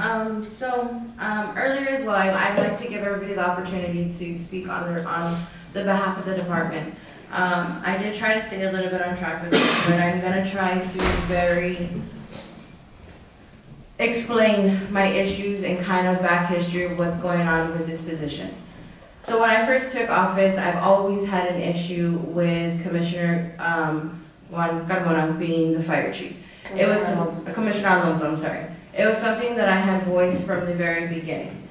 Because I saw a position that was consumed into one hat. So he's a commissioner, he's an elected official, he's elected by the people. He's also the department head, which he oversees the budget, and he's also in charge of asking money for the next financial year. So he's a commissioner and he also sees the finances to it. That's two positions, which kind of goes into the commissioner position. You can't really fault him as a commissioner for being the department head. But this is where it gets a little bit tricky. He's also the fire chief, so basically, he's the manager of the department. So he gets to offer the positions to who he wants. He gets to put people on schedule. He's basically doing the day-to-day operations to make sure that the facility is operating. That is a paid position that he forfeits to be able to make it legal for him to be able to hold those positions. So it is a paid position that has never been paid, you're right, because he's done the service for 25 years. He does the calls and the organization of the fire squad when he's out there, and I think one of the most important things is he organizes the communication and decides what partnerships are appropriated and sets rules and guidelines for firefighter safety. I want to make it very, very clear that this decision that I make and any decision that I make when I'm up here isn't any decision that I take very lightly, but it is something that I saw an issue with from the very beginning. When I went to track trainings, and I did go to 3 track trainings, and I ended up saying, hey, our fire chief is this, this, and this, and this, I've always gotten the same response. It's literally baffling. The other people in other counties cannot understand where we don't see the conflict of interest for a commissioner to be able to hold all of those responsibilities and roles. We talked about it time and time again, and a lot of the time the conversations that we're having up here in front of y'all when the camera is on is diluted or a little bit shifted. Sometimes the conversations that we have, when it's just one-on-one is a little bit different. I have spoken to him about his position. I have asked multiple times, what are the roles, what are the responsibilities? We went from him saying that he doesn't really do anything as far as like the budget concerns. This last commissioner's court, when we had the conversation, that's whenever he said, yes, I do this and I do that. And I've never sat up here and said that he doesn't do the work. I can see that the work is being done because the department is operating and it is functioning. I just think that on my behalf and my character, I think it's a little bit insulting for anybody to think that I'm sitting up here making decisions based on how I feel personally, because that's the last thing that I have ever done when I have been up here. So with that being said, I never decided to appoint another fire chief. I think a lot of y'all guys are getting miscommunicated on when it actually started. Chief Carmona actually resigned as fire chief by himself. That was a decision that he made in open court, he made here, he set up here. It was a discussion and an argument, and with one thing with me is I'll be 100% transparent with you. It was in a discussion and an argument that the judge and him had together, where they were saying that there was a recording because it was told to Commissioner Carmona that people didn't want him in that position, that nobody wanted him there, this and this and this. It was a conversation that he ended up recording with the judge. Whenever that conversation struck, Commissioner Carmona, as he usually does when me and him butt heads, is he shuts down and he doesn't want to communicate no more about it, and he doesn't want to continue the conversation. He ended up shutting down from the conversation. It became into a shouting match where he said, I'm going to resign, and I told him, do it. It happened about 4 or 5 times. We went back and forth. He threatened it. I offered him, said, do it. He wrote the paper himself. He went and he handed it to the county clerk himself, and he submitted himself his full resignation for that position. I do think that it's important for us to have the conversation whether he does get removed or he does not get removed. Because at the end of the day, that power move dangles over and it's used for political power, whether we want to admit it or not. So having something dangle over him to know that you could take something away from him, and it's as dangerous as not having the conversation, if you ask me. I think it's very easily to be influenced as decision-making if we don't have this conversation now and we don't have an open conversation about it. So he's also a firefighter, so he responds to the after calls. He's also a liability to Dimmit County. So when you take on all the roles and responsibilities that we take on as a commissioner and everything else, and then you throw him being thrown out into active duty, there's a lot that can go wrong, and it's still a liability that the county does hold. On my end, it comes second to holding and consuming all the roles. That's a second to me. Do I have other issues with him being the fire chief? Yes. And also too, let me just point out, I don't have issues with him being the fire chief. I have issues with him being the commissioner and being the fire chief. I think that a decision needs to be made and he needs to either take one or the other position. I don't think that it's smart and a division of power will always work for the best of the community for him to consume all that power in one thing, because he gets to decide who goes, who doesn't go, who he works with, who he doesn't work with. And sometimes, whether we like to admit it or not, we are human and we are elected officials, and the lines between personal and preferable gets blurred a lot of the times.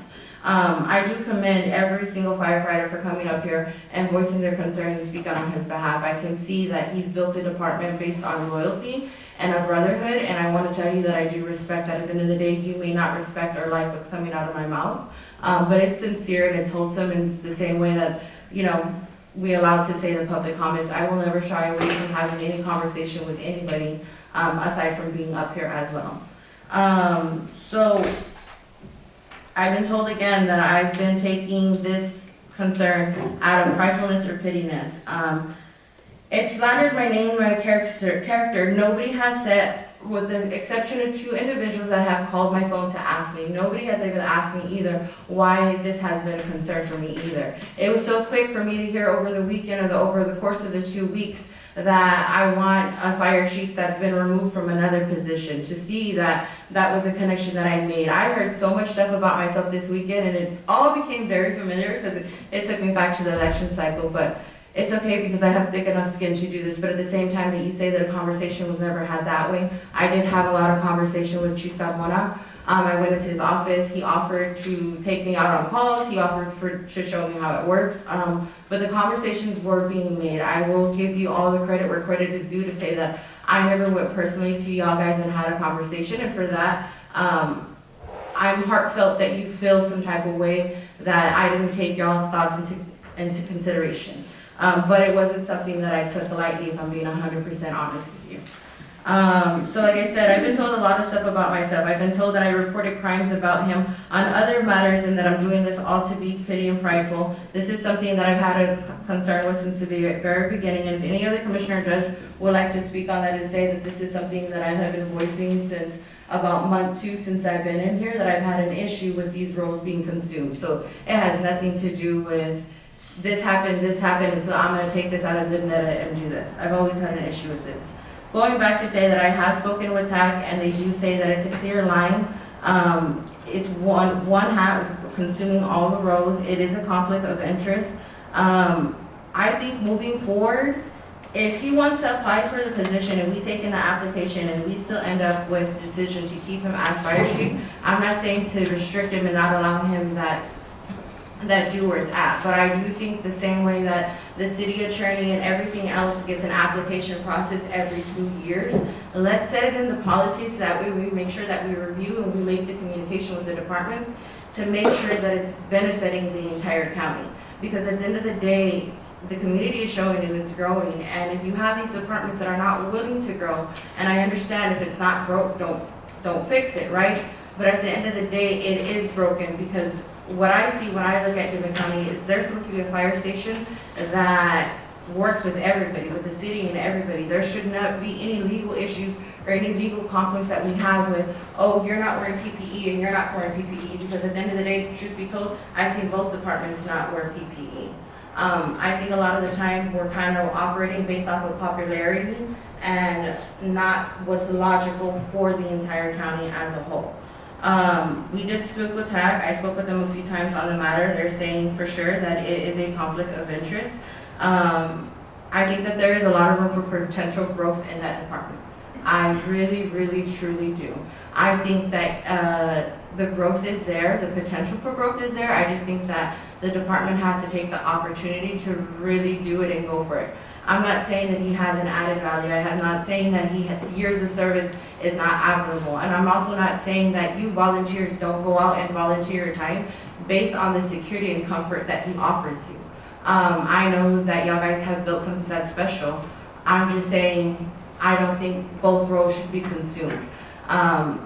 It's not smart. It's not smart for Dimmit County. I think he's got to pick between a fire chief and a commissioner, but I don't think that in any role does it make sense for you to consume both roles and be able to make the sole decisions for absolutely everything that's done in the department. I would think that reports from the department could keep coming in. I do see David, that David does a lot of the work. I do ask David a lot of the questions a lot of the times when he's up here. I usually hit a few nerves whenever I ask David a question or two. But going back into that, I just want to let you know, I'm tough enough, I can handle it, but my character was attacked over the holidays. I was told things that I made decisions out of base pettiness, uneducated, undriven, no clear direction, and I'm here to tell y'all guys all that I've always had an issue with this. I've always saw a conflict of interest, and neither one of these individuals up here don't see my vision and the way that I'm seeing it. It's something that I have to respect, but at the end of the day, I'm not going to sit up here and not take my opportunity to speak on something that I don't feel is in the best interest for Dimmit County. But like I said, I'm only one vote. This is only my opinion. To me, he resigned. It's not us removing him, and I think that that needs to be corrected a little bit. He resigned himself. It had nothing to do with us. But I hear there's letters of recommendation. I hear there's a whole show out for us here coming soon. So other than that, I'll leave it at that. Whatever the court decides, but my position stands for us to open up the application process, and that would be my motion, is to open up an application process, set it in the policy, how many, 4 years, 2 years, whatever the process be, so that way Commissioner's Court can always make sure to review that position to make sure that it's growing with the times. Judge Mayor? Or do you need a motion first? Well, that was the motion that I said. Go ahead, I'm sorry. My voice went weak. Okay, let's start off from last year. Yes, I got upset. I was pushed to the limit.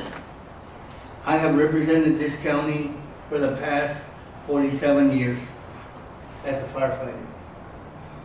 Yes, I can be a fire chief and a commissioner. I got the Attorney General's opinion right here, where he says at the end of the day, a commissioner can be a fire chief. And there's other counties that have fire chiefs within themselves. Fortunately, the day that Commissioner Talamantes got me upset, yes, I got real upset. Reason why I was being attacked because of my, I guess just trying to get at me. I feel like I was picked on, which is no problem. I can defend myself, and it's true. I shut myself down, and I didn't want to discuss nothing. But before the end of the meeting, County Attorney Gonzalez said that my resignation was not acceptable for the simple fact that there was an agenda item. So it's still, and still like that, the court allowed me to continue being the fire chief until I decided what I was gonna do. And yes, I did have conversations with Commissioner Talamantes about her trying to see what goes on up there.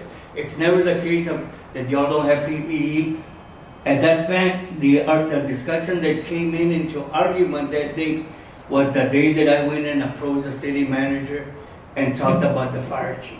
She took it offensive because he was one of her constituents, and I was picking on him instead of coming to the court and talk to them. Yes, I fear for the safety of my guys at the fire that we were at, and we up and left. There's no incident that I have caused or any discretion that I've done wrong, that I abuse equipment, that I use equipment for my own personal use. I protect my men as if they were my own kids. And whatever we lack, we lack. David, yes, he is, a lot of times, my brother would say, leave it alone, you're getting a headache, you're getting a headache. My headache is to protect the community. That's my headache. I like to be, I'm available 24 hours a day. I do my work as a commissioner. There's not always fires at all times. So I do my job as a commissioner, and then I do my job as the fire chief. I've never neglected anyone. The thing that happened was that I've been doing this for 20 years, and there was never an issue with the previous administration with them being here. And now all of a sudden, last year, it started where there was a concern. I put my life and anything to save and to protect my citizens of Dimmit County. Not only Dimmit County, Carrizo, Atchison, Big Boss, the surrounding counties.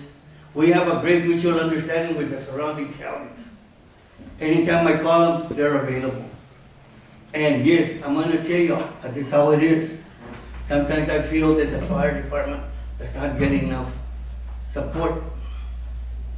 And my job is to make sure that we're there, that we're not the redheaded stepchildren of the county. We do put our lives in danger, and we interact with the families of their loved ones and everything. We work well with law enforcement.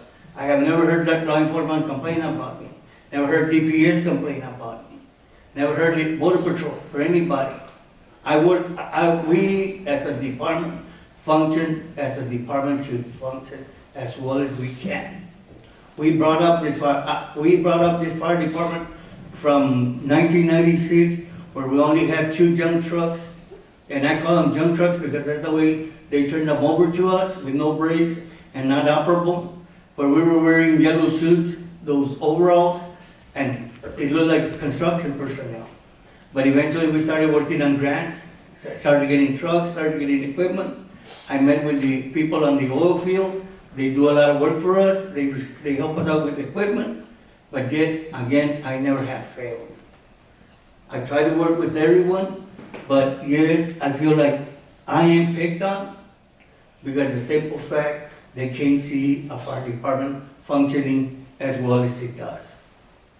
That is my thing, and whatever the court decides, I intend to keep my fire chief position and the commissioners, but it's up to the court, whatever they want to decide. But for all my 47 years that I have dedicated here, I will continue to support whatever the decision is. I might not agree with it, but I would like to continue being the fire chief for Dimmit County. Because why? I care about my people, my citizens, my county, people that come from out of town, they're involved in wrecks, fatalities that don't belong here in Dimmit County. We treat them all with respect. And lack of PPE, that's a lie. Everybody has it. We make sure they wear it. So, and yes, I'm gonna call it out, it's a lie. Because everybody here, of any of my men, you can ask them if they're lacking equipment as of right now and see what their response is. But that's what I have. The only thing that I've done wrong is had an accident in one of the fire trucks that I took a guardrail, but it took 47 years for me to have an accident on a fire truck. Never did I have one in the time that I've been there. So with all due respect, I do say I am committed to Dimmit County and the citizens here locally. It's up to the court what they want to do, but I would like to continue working. And I said, TAG might say something, but when I talked also to TAG, Mr. Jim Allison, his response was that as long as I wasn't getting any monetary from the county as the fire chief, not as the commissioner, as the fire chief, I was eligible to be the fire chief. And on Attorney General's opposite rules also, it says, as I don't get no money from the county as the fire chief, I'm allowed to do it. I'm allowed to participate in being the fire chief for Dimmit County. With that in respect, like I said, I don't know where she got her answers from, but Mr. Jim Allison gave me his verbal, wording on it, and I got Ken Paxton's Attorney General opinion. So now I give it up to the court. We'll wait for his done. Go ahead. There's a few things I want to hit, note on. Judge, how many lawsuits is pending right now with the fire department? I don't have an exact number, Commissioner. Would you say that it's above 3? Yes. It's above 3? Was it above 5? So above 3, is safe to say. So it's above 3. Have you ever been arrested while performing your fire chief responsibility duties and roles, Commissioner? Yes. Okay. And may I explain why? Give me a second, I want to be. You're asking me, I can give you a But reply. I want to go ahead and finish with all my questions, that way we don't have to eat up all the time. Okay, so we have above 3 lawsuits pending. You have been arrested in your roles and responsibility. What was this other question over here that I had? Okay, so you said that you have not failed Dimmit County yet. I don't think that it should be us waiting for you to fail, because again, I never once said that your years of service weren't admirable. I'm just saying that I honestly and truthfully, and there's no other way to say it, I think that your years of service in that position has expired. I don't think that there's any room for error, and I don't think that we should continue to take on that liability for error.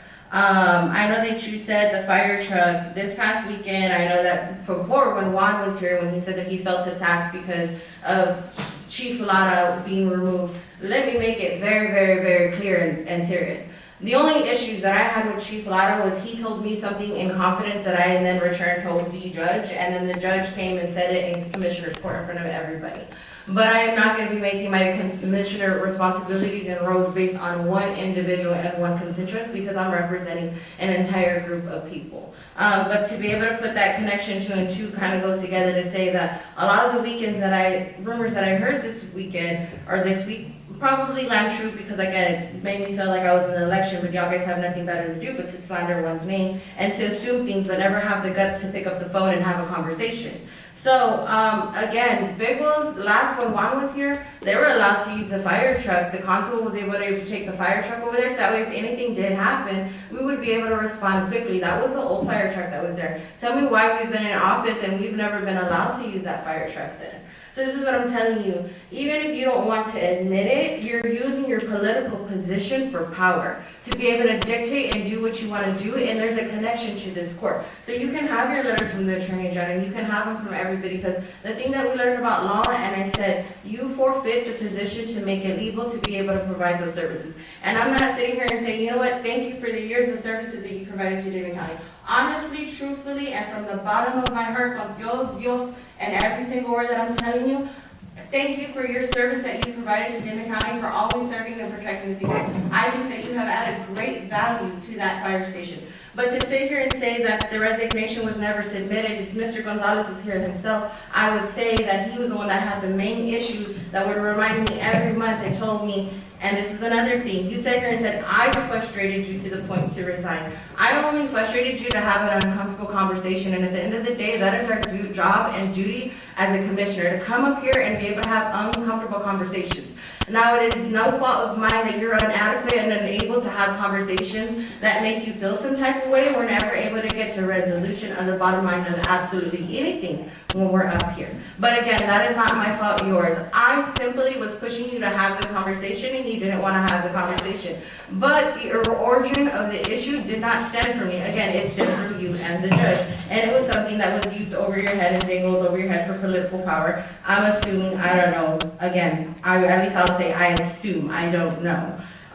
So either way, you're implying to saying that I'm making a decision based off of one person. I don't know why anybody would think or just sit up here and say, if Chief Lara was removed from the Carrizo branch for doing things that weren't within the bylaws or right for the fire chief, why would I sit up here and recommend for him to take that responsibility for Dimmit County and be the new face to represent us? That's not something that I would do, and that's not a position that I would take lightly. Now, if you ask me, I think an application process should be open. Allow people to come and apply, and allow people that feel that they have any value to offer that department, and then make the decisions based from there. But I wouldn't go and to say, hey, I think you. Do I have preferences of people that I think that would be good for the position? Yes. But out of respect for those individuals, I'm not gonna come up here and say, we should get this person or we should get this person. All I'm saying is that you should be giving the option every 2 to 4 years to make that decision to see if the times are changing. Is the department evolving and changing with it? Are you keeping up with times or are you not? And at the end of the day, to sit up here and say, I've never had issues with anybody else. Again, the whole stem of the argument and the issues that you had was that your feelings got hurt because Judge Ponce told you that other elected officials, other individuals, other police officers, other firefighters, other people that you work around, your peers, had a lot of bad stuff to say about you, and they did not like you, and they did not want you in your position. And when I pressured you to have the conversation, you shut down, you resigned, and you went and you turned it in. You did it in open court. Daniel says that it was submitted every month. He reminded me every month. Well, come on, big shot commissioner. You made him resign. Now you have to finish taking him out. I never said nothing. I never had the conversation. Because again, I did ask behind closed doors. What are we going to do? Are we going to do something about it? If he's going to stay in the position, fine, okay, stay in the position. But have the conversation where it's not being used out there as a political pawn to be able to get what they want. I've had an issue with it from the beginning, and like I said from the beginning, not everybody may agree with me to say that you cannot consume the roads, but I know that I can paint a picture, not true, I'm not saying it's true, but I can paint a picture to say, you're saying PPE, but yet you're posting pictures on Facebook and a polyester shirt with nothing. You're posting things on Facebook, you say some elected officials, and then you're sitting up here and saying that you're being bullied. I mean, I've had it from all different ends. You posted things on social media. You went out there in a polyester shirt to prove your point that you do your job when I was never even questioning your work ethic to begin with. I just feel all your insecurities started to bubble up and pour out all at once, and you had no idea what to do. But as far as you're saying bullying, I mean, come on, seriously. I've sat up here and now guys have done nothing but bully me, and I've taken it. I just don't think it's fair for you to sit up here and assume certain things. If you want me to speak on Chief Lara, I would never put somebody in a position that's being questioned by another department to come and represent Dimmit County. I do think that y'all guys should have a term. You should have a 4-year term, you should have a 2-year term, whatever y'all guys decide. Your resignation was accepted. Again, if Danny was here, I would say it right up in front of him. You made it legal, and that's the key word. You made it legal by forfeiting the salary to be able to consume that role. But when you're out there and you're responding to fires and there's real life situation out there and you want to argue with the city and tell the city, oh no, you don't have proper PPE, so you can't come into this fire scene because you're in the county, and as a fire chief, I get to decide because I get to say what's going on. You've had issues with emergency management because you can't let go of that responsibility and that role. You've had issues with everybody around you, but yet you want to sit up here and paint me to be the bully, paint me to be the bad guy, when again, you just admitted I've taken the time to go and have conversations with you. I've taken the time to go into your office and just sit down and to have a civilized conversation with you, but you're sitting up here and painting me out to be the bad one. No, but you poked me, you provoked me. And you know what, you haven't said anything to say that, oh, we allowed you to function. Then my question is to you, has that been weighing over your head, dictated any decisions that you've made as you sat there as a commissioner? Because you don't want to be removed as a fire chief? No.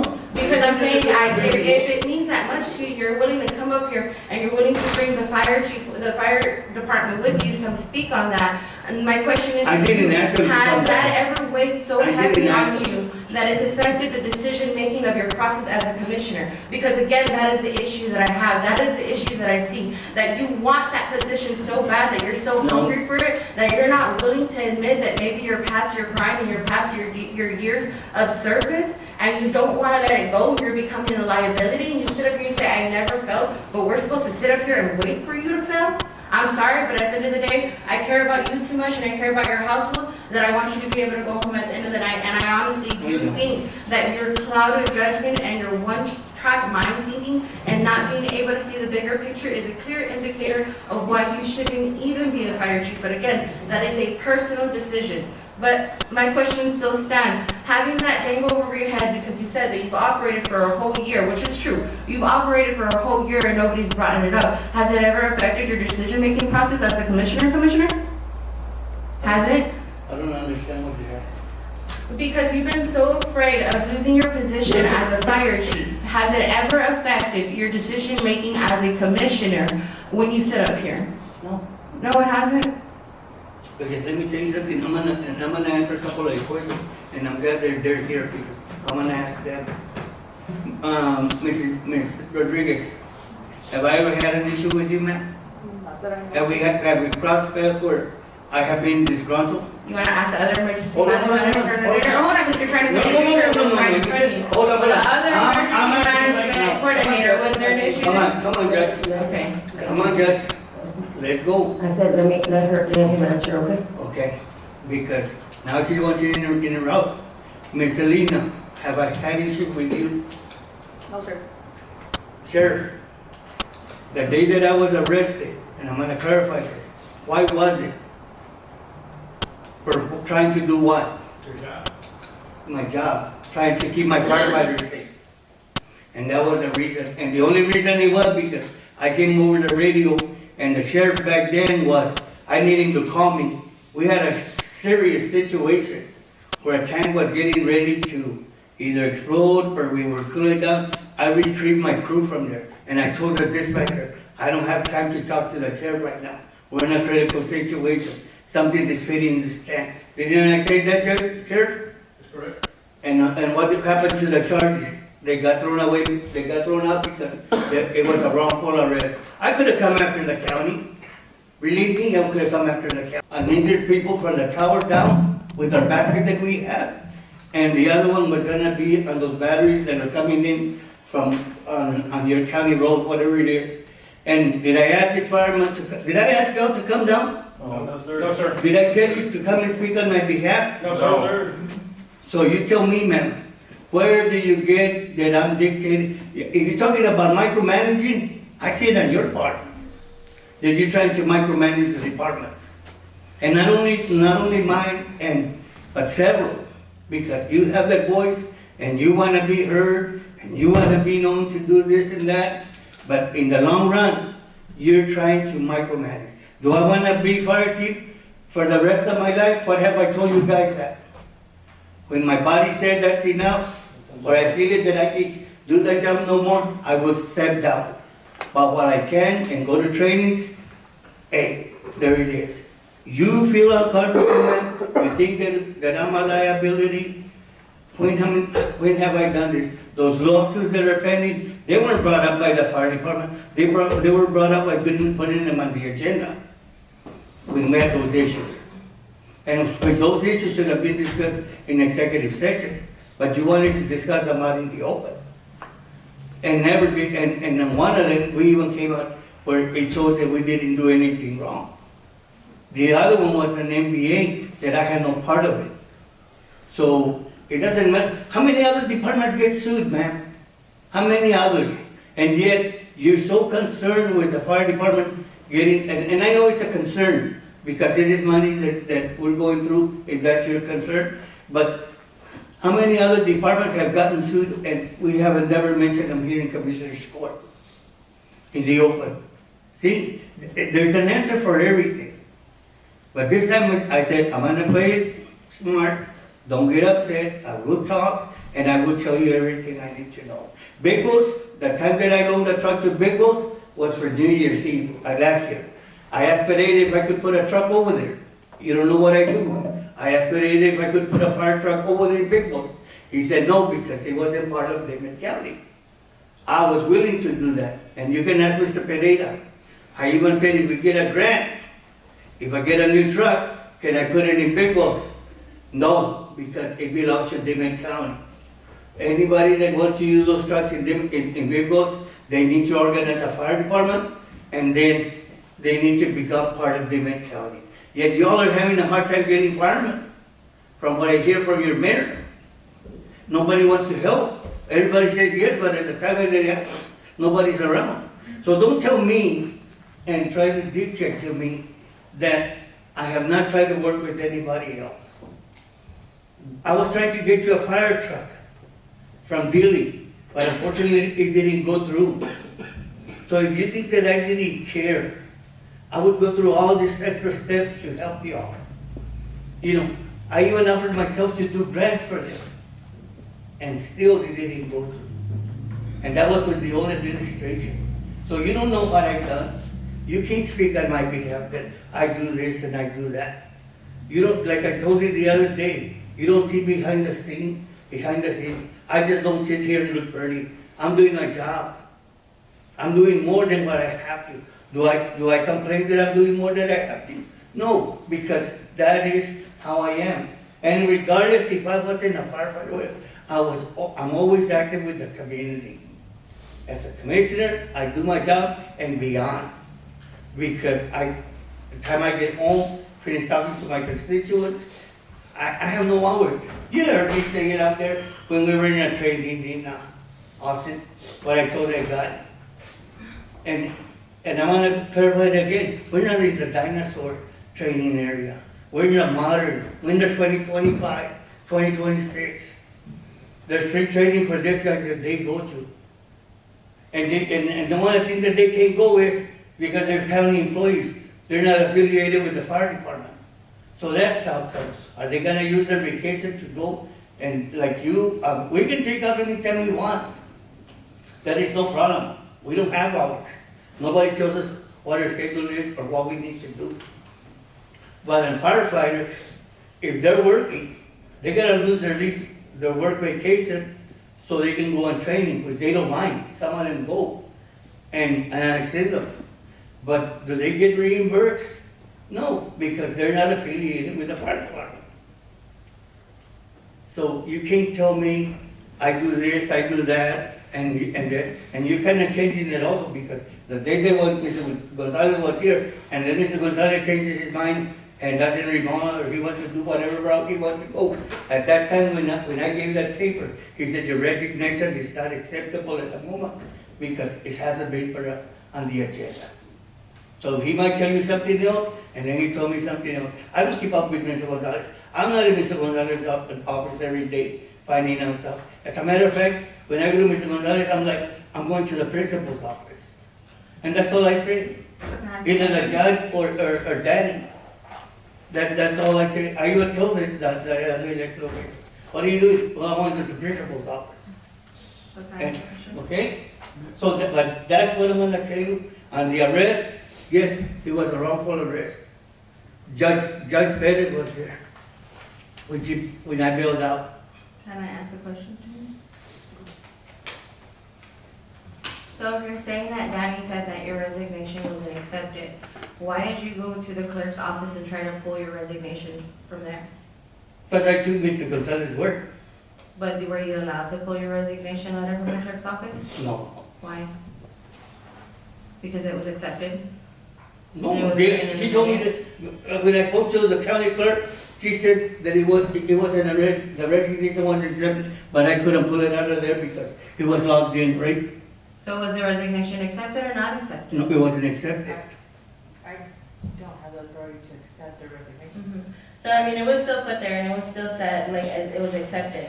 So I mean, you could be absolutely right. I'm not gonna sit up you want here the and say. position, just vote on it. Hold on, well, I'm not gonna sit up here and I'm not gonna say that what Danny says and what Danny says doesn't say, because he's not here. But you basically hit a lot of key points. So Sheriff, were you the sheriff when he was arrested? No, I was an investigator. You were an investigator during that time. Ms. Rodriguez, were you the emergency management coordinator? No.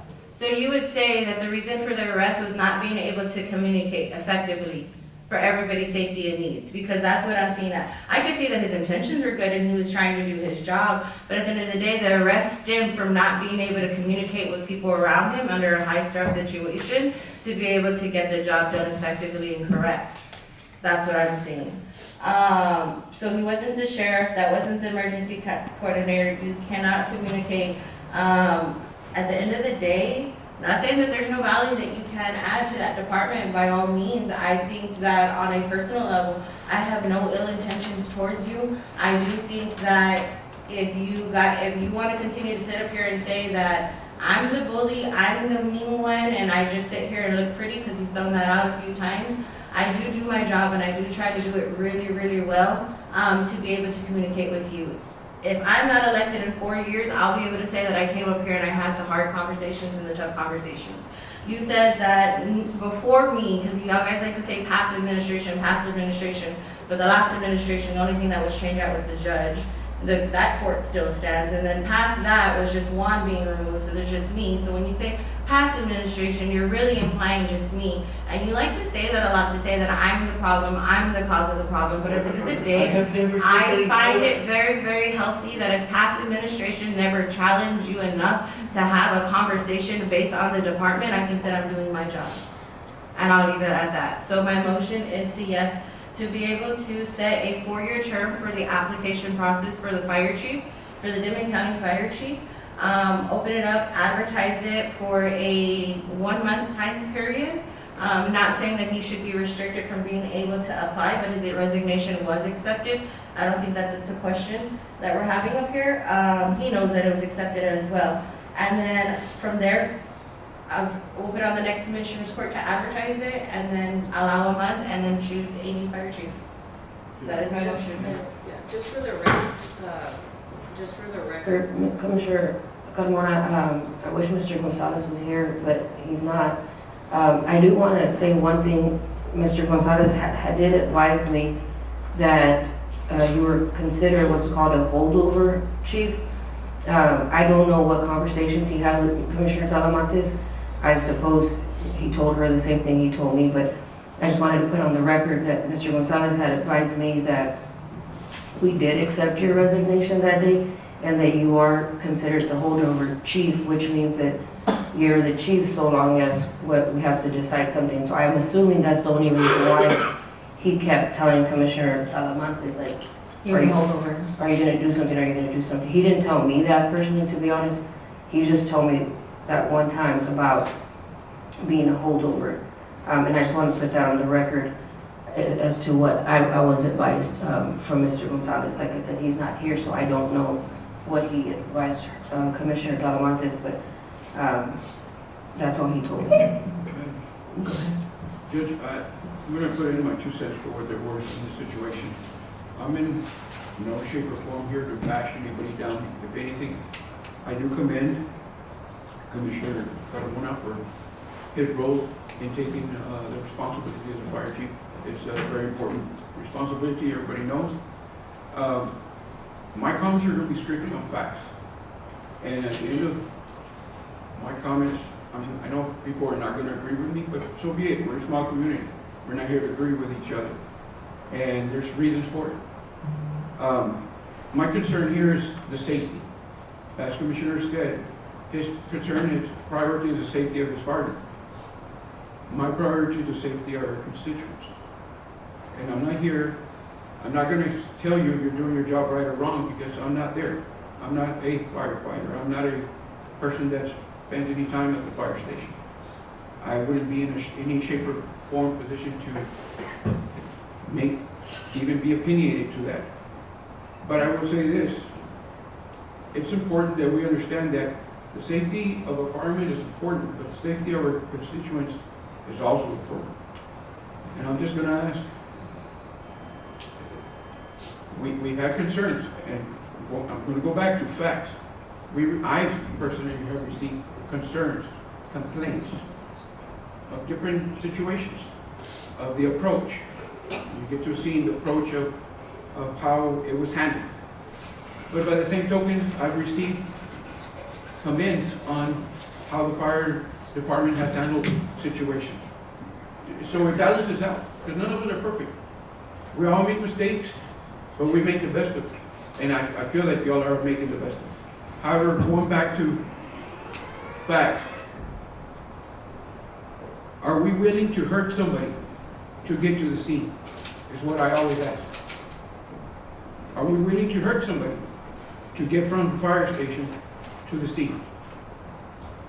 It's a tricky question, right? Because the answer to that is we have hurt somebody to get to a scene. Is that correct? Is that correct? Yes. Have we hurt somebody to get to a scene? Yes.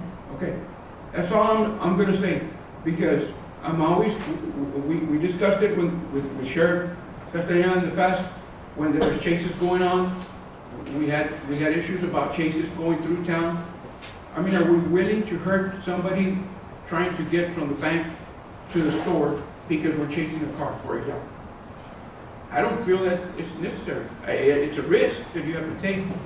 But in my opinion, nobody's going to probably agree until it's your family member that's hurt. At that point, it's probably going to be a different situation. But that's my concern with this. Because of how it happened, whether he did resign, everybody knows that, whether it was accepted or not, the point is, based on what Mr. Gonzalez has mentioned, he told me the same thing that he told the judge, and the same thing he told Commissioner Talamantes. I don't know what he told anybody else, but he did make that comment to me. So because of that, I feel that we have to go one way or the other. We can't just sit in limbo and just do nothing. But we're going to either have to agree to open it up, and if he applies, if Commissioner applies, and But why didn't you just constitute a quorum by talking to the county attorney, all three without? I didn't talk to the county attorney with them, Commissioner. a quorum, According to, No. Let me make it very clear for the record. I did not talk to Mr. Gonzalez with Commissioner Gonzalez. but remember, by phone and. No, let me make myself very clear. I'm gonna make myself very clear. I did not talk to County Attorney, Mr. Danny Gonzalez, with Commissioner Rubalcaba there on phone, text, email, or anything. Nor with Commissioner Talamantes there, nor with Commissioner Urenda, or with you. I did not talk to Mr. Gonzalez at any time, at any day, at any moment, with anybody present other than Mr. Gonzalez and myself. And the only thing, and it was not via text, it was not via email, not via phone call. He talked to me in person and advised me that we needed to do something because you were considered a holdover chief because you had, I'm not done, I'm not finished, with all due respect, Commissioner. He advised me and I told him that I would follow up with it because I was not aware of what was the situation other than he told me and he discussed some other items or some other issues and concerns that he had at that conversation with him and I. At no point in time, let me make it very clear for the record, for the Commissioner's Court sitting here and the public, I did not talk to Mr. Gonzalez with any of these commissioners there. It was a conversation between myself and Mr. Gonzalez, one-on-one. I am not going to jeopardize this position, my law license, or anything else to do a walking quorum with any of you guys. I refuse to. I'm just letting you know, he told me. Now, if Mr. Gonzalez had a conversation in which he spoke the same terminology to him and to her and to anybody else, I do not know.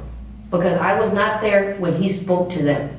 I just know that he told me. And he told me this some time back, to be honest. He told me this during the time that Judge Pascal had moved over there to the old courthouse. Because he was on my case telling me that you had unilaterally decided to move Judge Pascal over there, and that was not something that I should have allowed. That's when he discussed with me. I did not discuss anything else.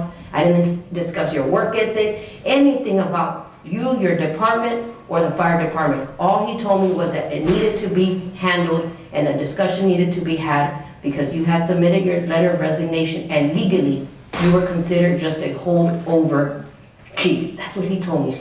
But that's what I'm saying, but it's still a walking quorum. There is no walking quorum. Remember what they say in the trainings? There You is cannot discuss the same subject with two other elected officials? That's not a walking quorum. I think, you know what, and I was gonna say, to keep the conversation honest, and this is what this goes exactly back to what I'm saying. It's very difficult for us to do our job and to do within the lines of the rules. It's very, very easy to get tripped up doing this job. Yes, Commissioner, you are right. If I have a discussion, a particular discussion with one commissioner to another commissioner to a judge, and you're having the same conversation, it's considered a quorum, I guess, so to speak. I don't see how the county attorney falls into that position because it would be like if I said that I had a conversation with Urenda and then I had a conversation with the judge, then that would be a different scenario. But we're having a conversation and discussion with the county attorney who's in charge of making sure that we're operating and functioning within the guidelines and rules and regulations. So I don't think your walking quorum is going to stick because we're speaking to the county attorney. We're not speaking to each other on this matter. At the end of the day, yes, to say, I understood where you were trying to get from. It's considered a walking curb, but that is only if one commissioner to another commissioner, and then to a judge that's considered. I don't think that it holds to the county attorney, because the county attorney doesn't hold any voting, rights when we're up here. No, Judge, look, I'm just gonna say this one, and, we're gonna continue here until we can do one another, so y'all decide what y'all wanna do. We're gonna continue what, I'm sorry? Whatever your motion is, and, because we're gonna be here all day and we're not gonna get nowhere. Were you done, Commissioner Odena? Yes, ma'am. Any other discussion? I have a motion by Commissioner Talamantes to set up a new appointment for 4-year term of fire chief and set up the process for advertising.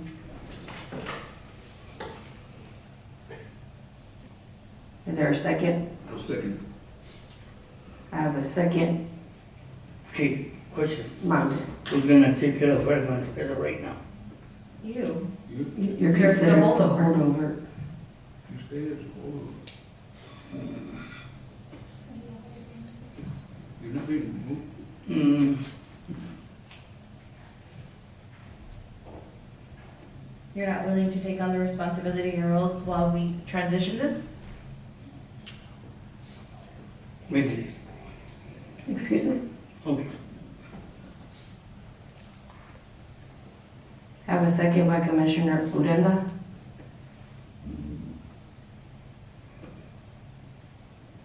Hey, Commissioner, you have the, you have the paperwork from the Attorney General, you said? I just wrote it and roll over. But you have it? Can I have it? Or can I see it? Email it to you? Yes, you can. Because, I would like to have it, I would like to make my decision based on the legal parameters of what we need to do, and that's why I wish Mr. Gonzalez was here. All in favor? Aye. Any opposition? Aye. And my reason being is that we don't have the backup or the resignation letter that was ever brought to the Commissioner's Court. Mr. Gonzalez is not here to say if he turned it in or if it was accepted or not. And I'm gonna say this, every 911 responder puts their life in the line or anybody else's. Because when they come out to a 911 call, of course, they need to get to where they're going. And everybody has accidents. Accidents do happen, and I'm sorry it's happened before. We've had so many lawsuits. If this has been an issue some time back, they should have taken care of it then, not now or a year after. Also, our responders are there to help and serve us, and that's what they've been doing, all of them. Even the 911, DPS, and the Sheriff's Department. And I applaud you guys for everything that you do. I applaud the volunteer fire department for Dimmit County because they do it on their own. They don't get paid, none of them get paid. Maybe a $200 at the end of the month for taking up to 5 calls or more, then they get something. Because as I recall, they're not part of us. They do it on their own. They do it because they want to. Because they do that because that's what they know. And I can't believe that we're sitting here trying to discuss this. But it's already voted on, and that's why I voted against it until I see, and I heard Ms. Claudia, you guys asked her if the resignation letter was turned in. It never came through Commissioner's Court. That's how I'm basing up my decision on this. Commissioner, I do have the paperback saying I don't have the authority to accept it. I just. That I understand because it never came back to Commissioner's Court. Thank you.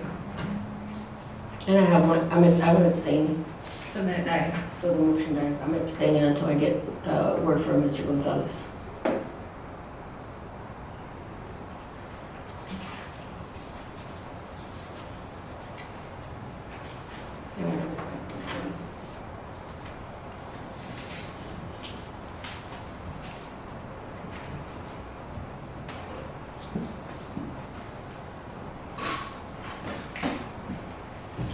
So we have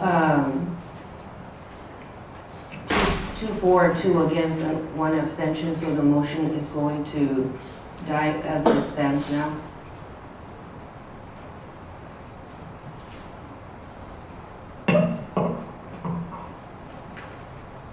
.16, discussion and appropriate action, approval of relocate treasurer and auditor's office to the Petrie Building to consider and take possible action to relocate Dimmit County treasurer and auditor's office to Petrie Building. Additionally, discussed to relocate County Commissioner 4, 5, and 7 back to Asherton. Constable 4, 5, and 7 offices can be constructed in back storage areas to accommodate for parking precinct 3. So Judge, I placed this one on here because just like the fire chief position, this was also a decision that we had made that I was willing to allow lead time to see if it was gonna work out for us. And I've honestly taken into consideration the parking and situation and how it was something that was brought up back then, but something never really that I put 2 and 2 together. The Petrie building, I do think is too big of a building for Commissioner Rubacabra. I know that whenever you first got it, Commissioner, it had been planned to expand for like, I don't know if it was the treasurer, the auditor's office that was supposed to relocate there with you, but it wasn't just supposed to be you alone in the office. It's for myself, constable, Ms. Maribel, the auditors, and the treasurer's office. Yes, so, but nobody's made that transition to move just you and the constable.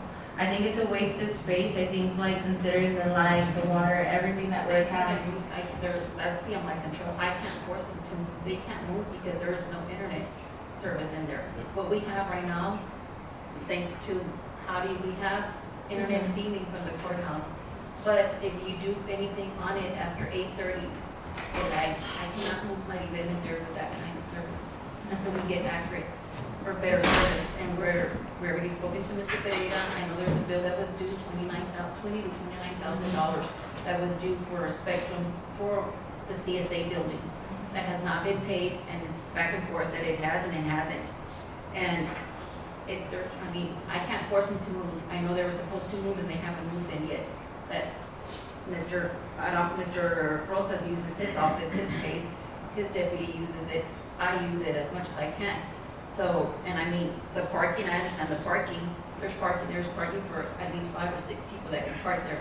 And there's times everybody uses it. So I don't know. Because, and that's what I'm saying, I understand where you're coming from to say that you can't, because I know that we've had discussions with Javi about the internet connection, so we beamed the internet, but then we've also been looking at proposals from AT&T to be able to kind of like move the whole entire packet to another service to better serve everyone. So I know that we had the connection issues, but either way, I haven't, and I wish that they were here, but I guess everybody just shied away from the conversation, right?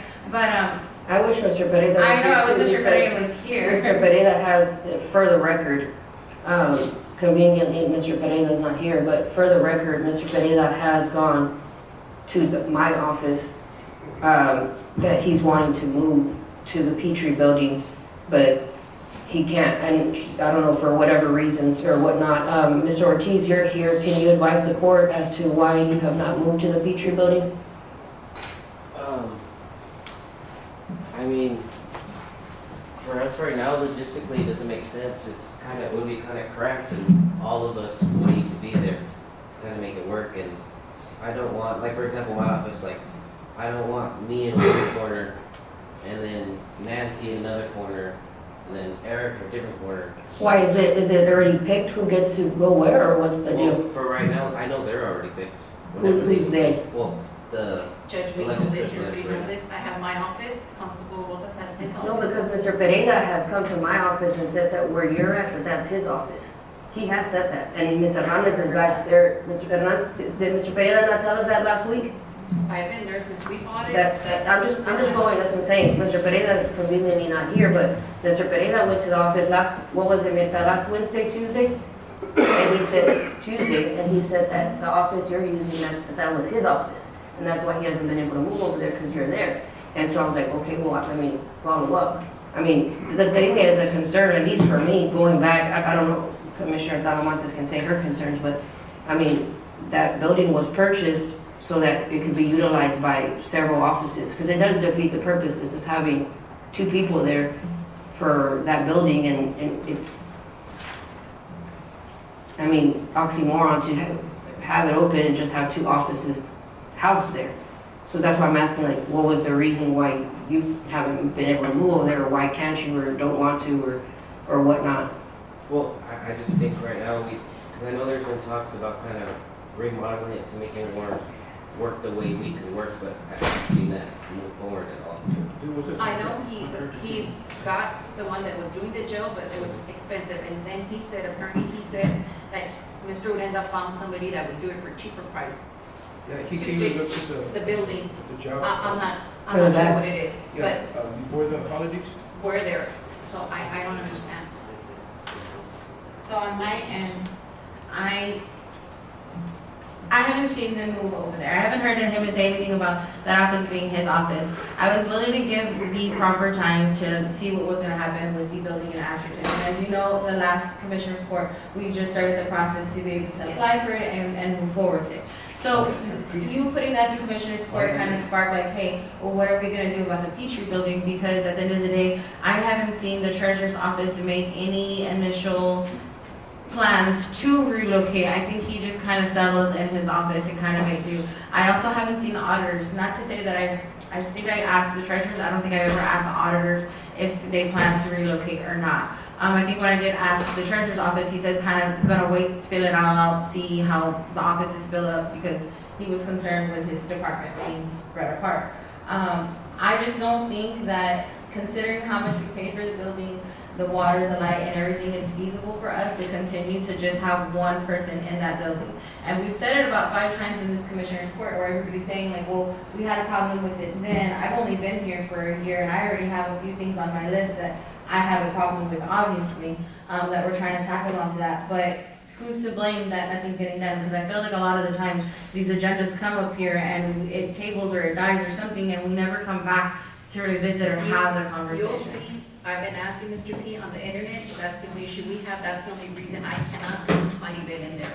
Because I was gonna ask you, The internet, I didn't he said he know- was taking care of that. I didn't know that you planned to move Maribel in there.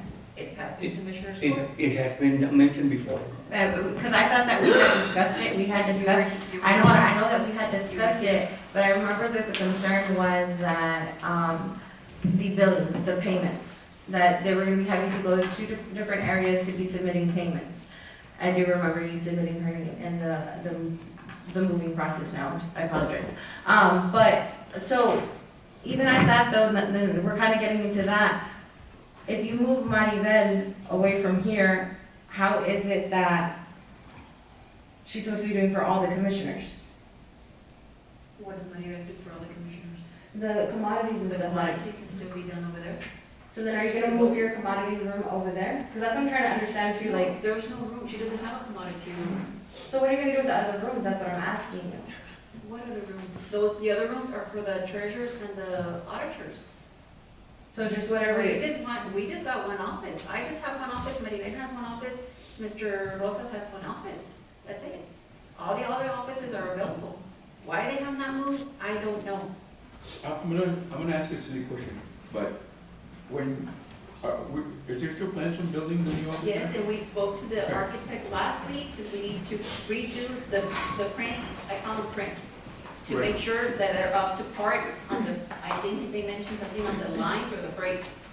So that's the process too. So when that building is completed, is Maribel moving over there as well? Maribel is staying here, She's staying staying there. Okay, The only one moving will be me and Constable Rosas. okay. So she would be with the treasurers and the auditors? Yes, ma'am.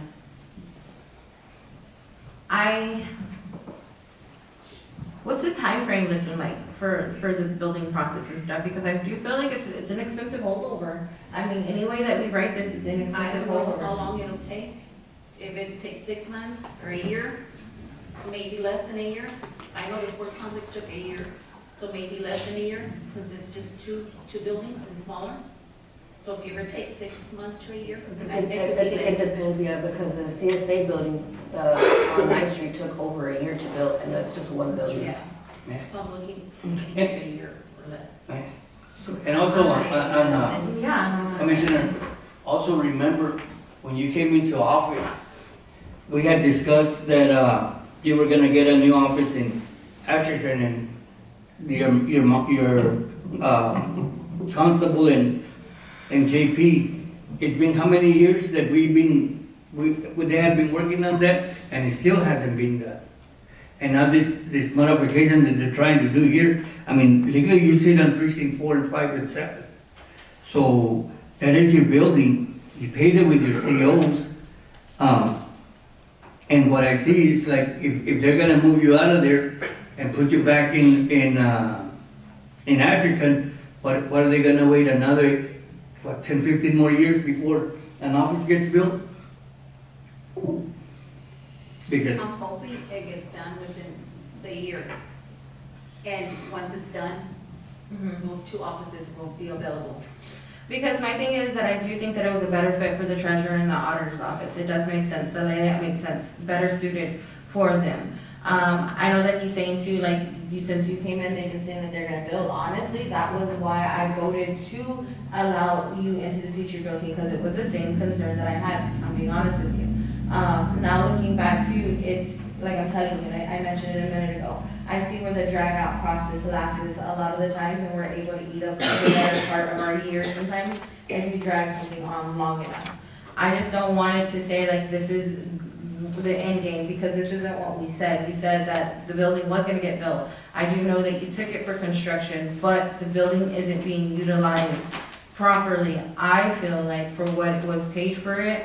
And, the internet, I know about the internet, but the light, the, So when can you move, Mr. Ortiz? he doesn't watch it.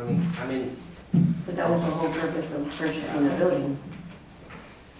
That's what I'm saying, I don't know what the auditor said. When we purchased the building, Mr. Ortiz stated that he did not want to move into there. Right, I was about to say, He did state to us that he did not want to move in there, that he wanted to stay where he was at, and that's what I've been told. I've told Mr. Pereira, I said, it's a lot better for you all to fix that building than to move over here. You guys need all that space, and that was one of your concerns, to put the records and all that.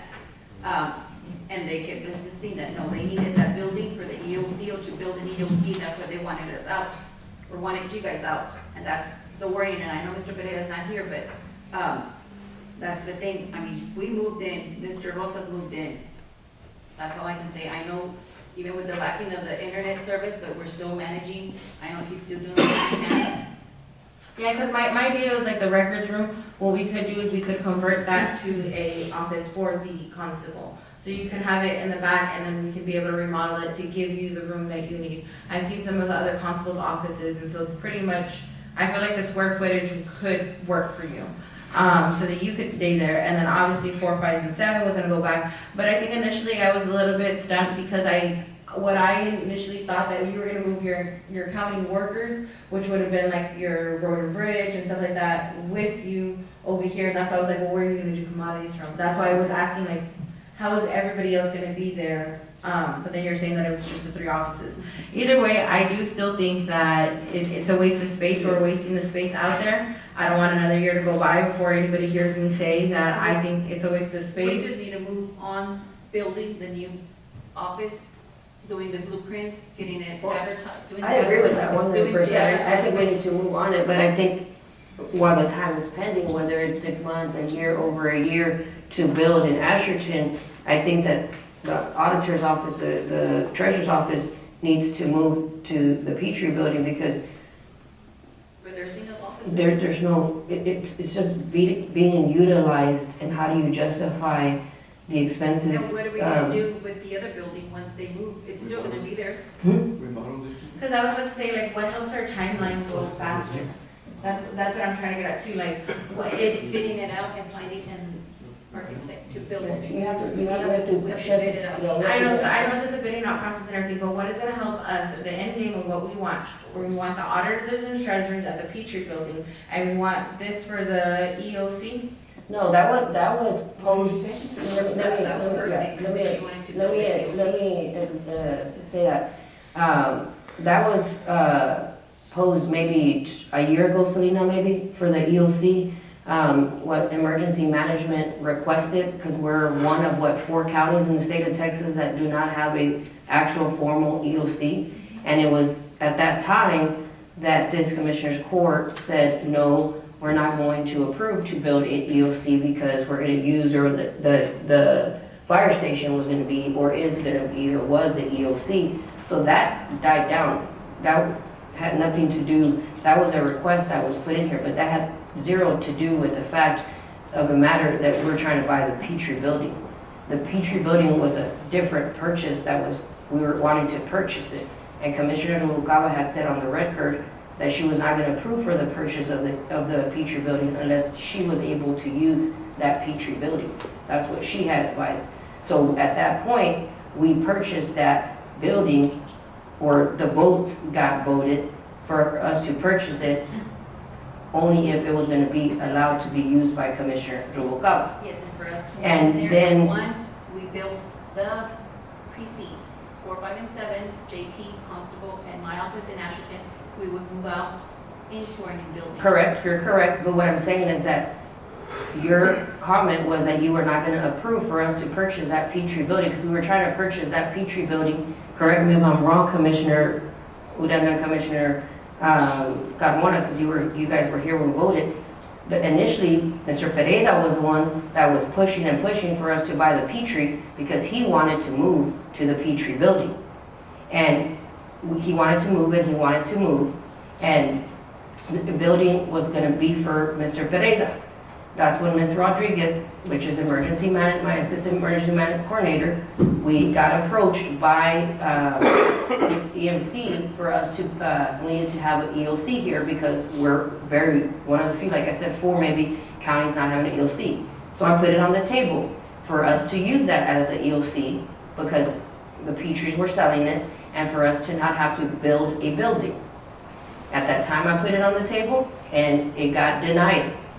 It got not approved for us to buy the Petrie for EOC. Commissioner Rubalcaba said, I will approve, I'm 1 vote, and I will approve only if it's for me to be housed there, because she had not been able to build in Asherton. And so the Commissioners Court at that time agreed and approved to allow Commissioner Rubalcaba that we would agree she could be housed there. So the votes got approved, and Mr. Pereira wanted to move over there as well, and also recommended the auditors. This building was never going to be used for EOC no more because that motion had died prior to even deciding for the Petrie building. We need to tell that to Mr. Pereira because that's the wording he uses, and he keeps using that you want that building for the EOC. That's completely untrue, and you can put him on the thing. We haven't even talked about EOC. Exactly, he's not here. But the EOC thing died. That was something big in Selena, and Selena's nodding her head over there because we were super excited about trying to build the EOC because we went and visited many EOCs and building an EOC here because I think it's pertinent, I think it's important. Selena has expanded the emergency management department immensely, something that Dimmit County has never seen before. And I'm sure the law enforcement first responders can tell you that it's huge. And we're trying to build an EOC here because I think that it needs to be had. God forbid some disaster happens and we need it. But that was let's just say a dream, a wish that was long gone. It was like water under the bridge. It wasn't even about that anymore. Mr. Pereira wanted the Petrie building for him, for his office, to be quite frank. We got it, we purchased it, we put you guys in there. It was voted that you guys, the Constable Rosas would be there. It got voted that your office would be there, Commissioner Rubalcaba, the auditors and the treasurers. That's what got voted. What this building was gonna be done for, I don't even know, because it wasn't for EOC. Point blank, it wasn't gonna be. We had already been told no EOC there. So on my end, I just don't think it's the best use of our property that we have. Because I know that there was a discussion that said that there was a building in Asherton that you utilized, which was the school, right? And you said that the school wasn't able to be used. And then now they said that you did use the building, so it's able to be used. To me, if you ask me, and I'm only one opinion, obviously, I think that Maribel and Melissa should be housed out of the same office. Because you pay for utilities and you pay for your sanitation, everything all in one office. That way people only have one office to go to. I think that if there is another building that could be used, we can pull everybody out of this building, clean it up, and then if we needed to make room for Constable, we could start like remodeling his room in the back, pull you out of that room, allow the auditor and the treasurers to go in, and then that way we can start construction phase on this building over here simultaneously as we're working on the building in Asherton. But I will say that right now, Commissioner Carmona, made a comment where he said that your CO funds was used to purchase the building, and you used your CO funds. Well, then I think that that kind of does muddy the waters a little bit, because then it would be having to reimburse her back for those CO funds, You because didn't get reimbursed back, Commissioner?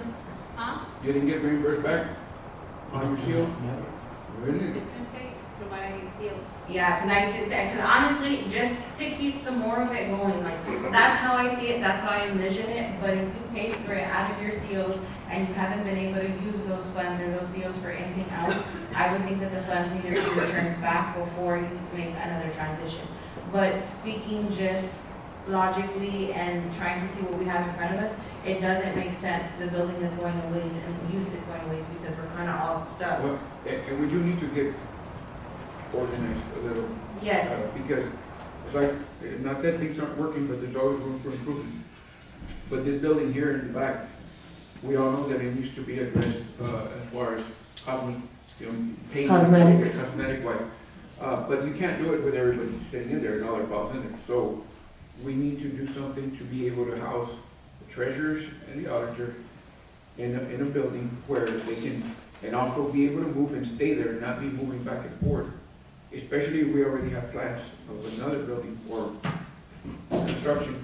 This building, once we clear it, we can I think essentially. remodel it and use it for the JPs, or build a little courthouse in there where we can have the JPs in there, and there's still gonna be extra square footage for constables or anybody else that need a We office. still need to build an office for constable, for Mr. Carmona, precinct 2, there is no office, that's not his precinct. Yeah. The fire station's not his precinct.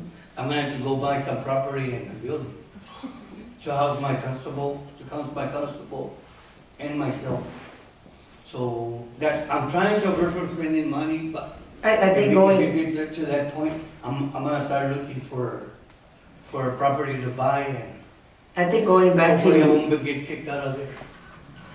I think going back to Commissioner Talamontes' agenda item request, I think the most feasible thing to do is to ascertain that the treasurers and the auditors do move over there. I mean, that was already approved by this court. So I think, you're concerned that the office is not, that building's not being utilized, and we're spending money on electricity or water or whatever The other building ones is that you being said. utilized by myself and Mr. No, I know that it is, but she's saying that Commissioner Talamontes is saying that it defeats the purpose of it just being utilized by 2 people when you have that whole entire building. And so I think right now it's more of a matter of making the auditors and the treasurers move over there, because you can't control when like the building's there.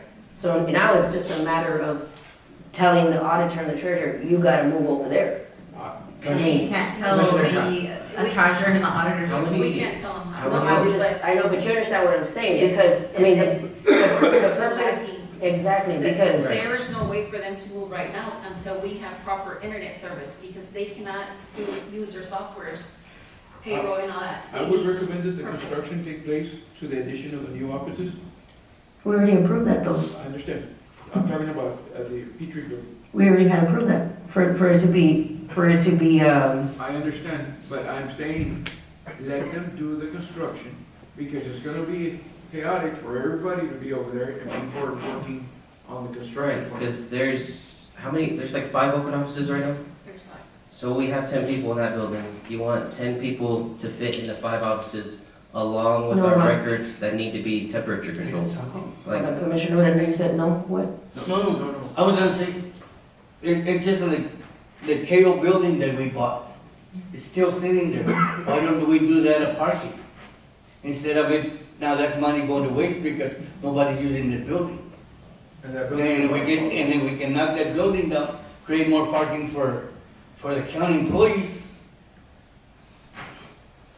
That's another solution, if anybody's concerned about that, or make a little office for all the constables there. I still think that and That to would be try a to place, get, what Judge was saying, I'm not saying that it's not being utilized. I don't think that the space is being utilized to its fullest potential. It would be a more accurate statement, I feel like, on my end. I just think that, again, I mean, if you left it up to me, I would say the sanitation and Maribel and Melissa, since it's utilities, they come to pay both, whether the both girls be at that building or this building, whatever. To me, it just makes more sense to keep them together because it's a one-stop shop for the constituents. That just works out better for the constituents. We say they're cutting down offices right now, it will have to be until it's Yes. remodeled now. Until it's remodeled, but that's what I'm telling you, like, from my end, that's what I just see. I just don't see that the space is being utilized to its best potential. I think, like, if we did have to make some accommodations and we start on the construction first for the constable, we have a place to hold the constable, and then maybe from there, we can go ahead and have you go back to Asherton to use the building over there while yours is being constructed, and then it can allow the treasurer and the auditors to go over there and have enough space, and then we can start construction over here for whatever we're gonna do. And if we have a KO building too right here that's not being utilized, might as well throw it in the project plans to get everything done, because if we do have space that's not being utilized, we need to start utilizing it. That's just my take on it and my position. It's, right now it's being utilized by one person, which is Commissioner, Cabra. Constable is there sometimes, I know, but no matter how I much think we what's write it. best is for us to start moving forward with building the offices in Asherton and reconstruct the back office at the Petrie building, because I know Mr. Rosas does not want to be stored in that building. So once that is done, then the auditors and the treasurers can move, because it's gonna be chaos remodeling and moving back and forth on it. So you want your seal money back, Commissioner? I am not greedy. I'm just asking. That money, I mean, we purchased it. If that can help us build for our office in Asherton, the funding, because it's gonna take money, because I only have for our building that was put aside back then, it was 1.7, so right now I know it'll be more than 1.7. So the constable, you have no intention in staying once the office moves? So, I guess my input on this, on January 13th, last year, 2025, it was brought up in discussion again under the 3.16 to rescind the motion for Commissioner Precinct 1 would end up.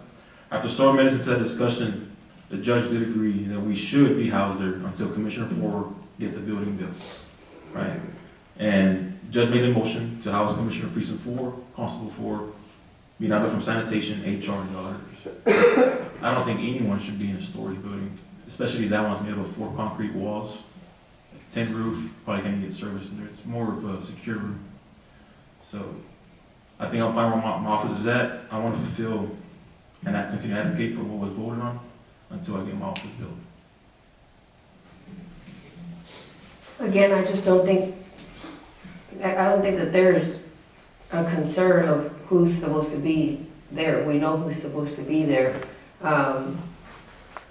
It's just a matter of, it's not being used efficiently. You understand what I'm saying? Because it's just really, even though we approved for the auditors, the treasurers, Ms. Miranda, Commissioner Rucava, and yourself to be there, it's really essentially only being used by you, Commissioner Rucava. So no one else is using it. You understand what I'm saying? So No, I understand. It's like the commissioner said that she can't force. exactly. So I think what Commissioner Talamantes, correct me if I'm wrong, what I just heard you say is that you're asking for Commissioner Rucava to go back to Asherton so that her office is available, so that there's more space for auditors to come over already while they're building the back. Is that what you're saying? I'm saying that it's time for us to stop already, like just stop with the game playing with it. I've never heard anybody refer to that back storage unit and those words to stay 4 concrete walls and a metal roof and tin. I don't think that you or Commissioner Dubagaba or anybody had an initial issue with it when y'all guys were saying to put the auditor back there. I think that it became I never said that. no, her, to say to put him back there. I never heard it described in that manner. I do think like we can do the best with what we have. From my end, I do feel a little bit, it's a power struggle. They want what they want, and at the end of the day, those are the accommodations that they want. But I've been more than willing to accommodate with the growth of your department because I felt like it was needed. Because, you know, you haven't had any advances in there. And we had the discussion and you're like, hey, I don't think that that office space would be like good for anybody. I feel like I would have a different approach to it. But for you to say like you don't want to do it or you don't want to do any accommodations to do it, that's all we're all doing here. Is a lot of us are making accommodations to make sure that the county is operating to the full benefit of everybody. And I think a lot of the times we lose sight of that and it starts to get into like, well, no, I want it this way because this is what we said and they're going to vote for me this way and this is how it's going to go. And at the end of the day, we're not serving the people of Dimmit County and we get caught up in that game and that notion. I don't think that any way that you write it or how you say it is it feasible to keep just two individuals in that building. And I know that we can't force the treasurer and the auditors to go over there, but I'm also not going to force them to do something that I don't even think that it's smart or feasible for them to do it. I think it's a plain cookie cut solution for us to fix. I think it's the simplest solution, but I don't want you to sit up here and think that my intention was to put you in 4 concrete walls with a metal roof with no internet connection, and that I would do that vindictively or not trying to come with the best solution. Sorry that you feel that way about that building. I do think that we can make it better, but if it doesn't fit your accommodations, I guarantee you that I don't think myself or anybody on this court would put you somewhere that wasn't allowing your work process to be done effectively and efficiently. But again, that's not to say that it was okay when we were going to put the auditor in there. Because he said he wanted to be in the back. I don't Maybe it was remember. fine. I don't, I He mean, would be in the back. I don't remember. I feel like we've done our part. We already moved, we've been there. There's nothing I can do about the auditor, the treasurer. I can't tell them what to do. I can't micromanage them and tell them, you know what, you need to move. No, I am not going to do that. And I feel like there's no reason for me to get out of my office just because we need more space. There's space, there's office space there. Because even at that too, like with the 3rd floor, like we still haven't gotten that AC situation going. We have a lot of dead space that's not being utilized, and at the end of the day, I'm not sitting here and I'm not pointing and saying, hey, I just want you out of there. At the end of the day, like you said, nobody said nothing about it for a long time, but the 3rd floor hasn't been utilized in I don't know how long. So we have all this dead space with nobody using it and nobody fixing anything, and then sitting here and being like, well, no, I don't want to be over here, no, I don't want to be over here.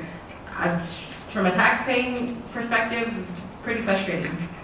That's what I've been saying. We have the funding to fix it. We haven't done it. We haven't done it in a year, over a year. We need to get the ball rolling and get it going if it's going to get done. It needs to get done now. I agree. I think you just leave things the way they are until the construction part gets done. The addition of new offices that Pereira put a blueprint together for, or somebody did. Once that's done, it opens more offices for the staff, and they can move in there. And at the same time, hopefully by that time, the construction of the new office in Ashburn has started, and we move from there. So do you think that it would benefit us a little bit more, maybe if we set time limits on like these projects that we're approving, to kind of hold the projects accountable? Because like I'm telling you, it does feel like things do get dragged out a little bit. We can say a year, Commissioner, or whatever we want to say, but what happened with the sports complex? What Exactly. happened? We can't tell them, hey, you need to get it done in a year. We can't, because Mother Nature's different, so how are we gonna know it's gonna rain or not, vice versa, so. And I'm not saying just that, but like when I'm talking about it as far as like, okay, let's make a calendar for like a timeline. So if it say it got approved in Commissioner's Court, well then it now gives us 6 months to be able to apply for a bid or secure a bid that we're gonna take. And then if we don't do it within the 6 months, then you have to re-put it through Commissioner's Court to be able to hold these projects accountable. That's all I'm saying. Like maybe that would benefit us, and that way we would be able to hold. Yes, it will go faster. That way we make sure the elected is being held accountable for it. And that's all I'm trying to get to. At the end of the day, I'm not afraid to come up here and bite the bullet and have an uncomfortable conversation. But please know that it was not personal. It's just from my point of view, I didn't agree with just having 2 individuals in there, and as you as well, it's nothing personal to say, but we have a lot of dead space that needs to start getting utilized to the best potential of Dimmit County, because as a taxpayer, I think nobody should demand anything less. I agree. So then what's gonna happen? We're gonna table it. Whenever y'all can move on, I mean, there really isn't, there's not, I don't think there's anything to be tabled, No, because it's already been approved That's what I'm for, asking. it's already been approved, Ms. Ortiz, for you How guys. do 10 people fit into 5 offices along with all of our temperature controlled records? You're not gonna move right now until the offices are built. That's what I'm asking. Yeah, So- you're so gonna stay what's- where you're at. There's no action. We're gonna try and get these offices built in Asherton and remodel that building too. That way, yeah, when it's done, you guys can all move in there. Yeah, so the compromise was we can't force y'all guys to move, but But what if we you wanna can do, move. yeah, if you wanna move, you can move, but we can't force you to move, so we're, basically, it's gonna stay the same. The solution that we came up with is to put a timeline on the projects. So Once now, Once the addition is completed, Hunter, you know that there be possibly enough space for it. Yes. So we'll just wait till the addition, that way people aren't trying to work around. That's what I'm saying, like, I'm indifferent to moving, like, I'm not really for or against, but I'm against it if we're not gonna have the space. Right. If No, that no, makes any sense. No, So you- that's you why just- I'm in no rush to move, because like I said, there's not space for us to move. And I wish Like, maybe Mr. there's space for one of us to move, but unfortunately, all of us have to stick together. And I wish Mr. Pereira was here so we can put a ball rolling on the internet also, because that's a big issue too. And we've been waiting, I've been talking to Javi back and forth, and the issue is we're still waiting on that dollar amount. I did get a proposal from AT&T, so I'll make sure to put it in the next commissioner's court, for the commissioners to view. The only thing with the proposal from AT&T is that it's a whole group, it's not just one particular. The issue was heating again, Yes, the 20 years, Yes. that's the issue right now. for Spectrum. Perspective, yes. But if we go with AT&T, we could get it connected quicker, but Yeah. it's still, we still have to bring it to court. Skype. Good afternoon. In regards to moving to the Petrie, I'm not for or against it either. The reason why I am for it is because I lack a lot of office or desk space in my office. If I do stay here, I do want court to give us permission to be able to tear off that countertop desk because there's no room for me to do any kind of work in that office. So why haven't you moved? The internet problem. So that is why, that's why I'm for moving that way, because I would actually have an actual desk. But if I do stay here, I know you all mentioned, it's better to keep us together, with the commodities and the utilities here. I would like to tear out that counter space desk that's there, because it doesn't do any justice for me. There's no room for me at all. I can see that you're cluttered a little bit in your office. Thank you. So there is no motion? Item dies, no action. 3.17, discussion and appropriate action, quarterly report, July through September 2025, sanitation department. I'm not so sure I turned in these already, but I submitted them again. These are the July through September quarter reports.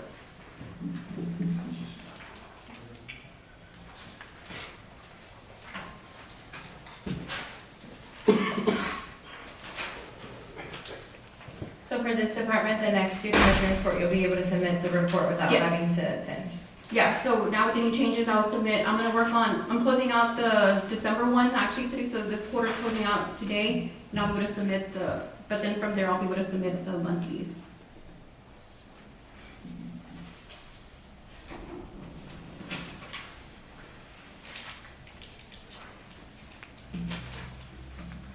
Any questions?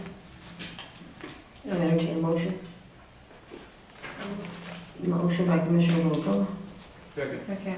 second by Commissioner Odena. All in favor? Aye. Any opposition? We have one abstention, Commissioner Alonso Carmona. Motion carries. Thank you. All right, thank you. 3.18, discussion and appropriate action, follow-up on case status and percentiles of Dimmit County Sheriff and Dimmit County Attorney. Commissioners, this item was on the agenda regarding the, case status and percentiles and questions that were asked here the last time in Commissioners Court with the numbers with the Sheriff's Office and turning in cases to the County Attorney.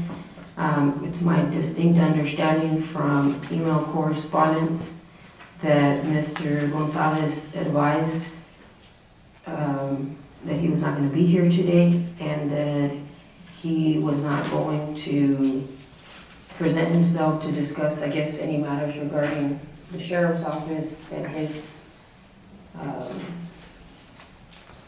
guess, questions regarding his office. Unless it was done in a public hearing, he would not go into executive session.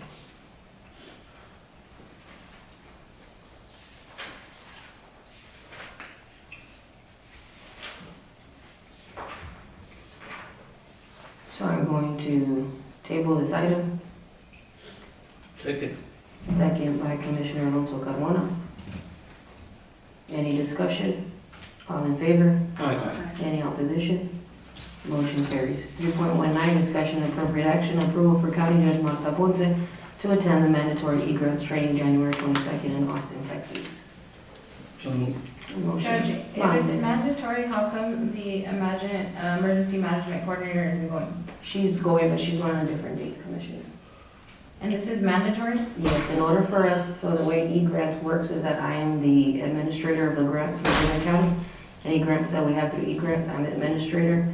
Mr. Pereira's the financial administrator, and we have to attend these trainings. There's several throughout the year that go in through July, and I am going to this one. So then there's one in July as well? I'm only going to one. You have to pick one. They give you about 10, 12 different dates, options. I chose this one. Huh? I'm going to the one in July. She's going to July. And it's mandatory? On the email, it doesn't say it on the email, but the email does say that it's sent out to all the people that are authorized officials, financial. and- You have the email? Yeah, sure. See it.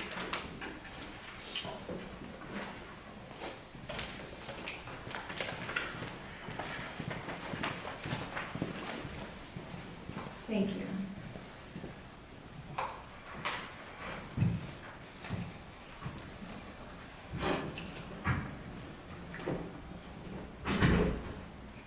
It's one free in-person e-grants training class. Yeah, it's everything's free. The only thing we're paying for is for the hotel room. We're not paying for the actual cost. But in order for us to be able to do certain grants, we have to attend this conference. The same thing works for like the CJAC, the HSI. In order for us to apply for certain grants, we have to attend those trainings. If we don't attend them, we don't qualify for them. So you're coming to Austin? Yes, it's in Austin. I have a motion by Commissioner Alonso It Carmona. doesn't say mandatory, but I just think that we need to be a little bit more careful I on have a- approvals. I have a second by Commissioner Uranda. All in favor? Aye. Any opposition? Thank you, Selena. Your report? No. Thank you. 3.20, discussion and appropriate action approval for County Judge Martha Ponce, Commissioner Jose Uranda, Commissioner Valerie Julissa Talamantes, and Commissioner Noguera to attend the 2026 Healthy Boot Camp on February 11th through the 13th in Georgetown. So moved. Motion by Commissioner Alonso Carmona. Don't forget your running shoes, guys. Yes. I'm excited for this one. Commissioner, do I have a second? You second, Commissioner Noguera? Yes. Thank you. I'm sorry, who made the? The motion was made by Commissioner Alonso Carmona, second by Commissioner Noguera. All in favor? Aye. Any opposition? We have one abstention. No, me and you. Commissioner Noguera. You want against it? Yes. Yes. We have one abstention. Commissioner Uranda. 4.1, discussion and appropriate action, approval to purchase training weapons for GT distributor in the sheriff's forfeit account. Judge, on this one, I don't know if you're ever familiar with House Bill 33, the Valley Strong Act. You got It it. mandates that we have trainings with the school district, EMS. It's gonna be paid through forfeiture, right? Yes, ma'am, that's correct. Do I have a motion? So moved. Motion by Commissioner Alonso Carmona, Second. second by Commissioner Noguera. All in favor? Aye. Any opposition? Motion carries. 4.2, discussion and appropriate action. Sheriff's report. That one I'm asking if we can table it because it's not ready, with holidays and it's, Motion to table. Do I have a Second. second by Commissioner Alonso Carmona. All in favor? Aye. Any opposition? Motion carries. 5.1, discussion and appropriate action. Approval for Court Coordinator Julissa Sanchez Alvarado to attend the 2026 Court Assistance Training Conference, OLS Grant for February 4th in San Marcos. This was put through the Financial Commissioner Noguera. Carmona, because it's being paid through the OLS grant, since she's the OLS grant coordinator. Have we been approved the LOS for this coming year? This one, yes, ma'am. It ends September the 30th for this year. September 30th of this year? Yes, ma'am. Did Mr. Gonzalez ever approve the letter for He OLS? has not yet. He has not yet. That was something that needed to be discussed as well, but he's not here. Motion. Motion by Commissioner Alonso Carmona. Do I have a second? Second by Commissioner Noguera. All in favor? Aye. Any opposition? We have 2 abstentions, Commissioner Uranda and Commissioner Talamantes. 5.2, claim docket. General fund, $783,152.34. Dimmit County Airport, $95.98. Dimmit County Golf Course, $15,759.06. Courthouse Security, $6,314.91. Records Management Clerk, $1,697.96. Utilities, $73,593.80. Stone Garden, $4,598.41. Operation Lone Star Program, $56,010.88. Dimmit County Payroll, $813,456.61. Tax Note Series 23, $5,296.65. SB 22, $13,459.34. For a grand total of $1,773,435.94. Motion to approve. Motion by Commissioner Alonso Carmona. Second by Commissioner Uranda. All in favor? Aye. Any opposition? Motion carries. I'll entertain a motion to recess and adjourn. So moved. Motion by Commissioner Alonso Carmona. Second by Commissioner Uranda. All in favor? Aye. Any opposition? Motion carries. We do have the public facilities meeting. The time is now 12:57. Roll call, let the record reflect that quorum is established, all parties are present. Approval of minutes, regular meeting December 22nd, 2025.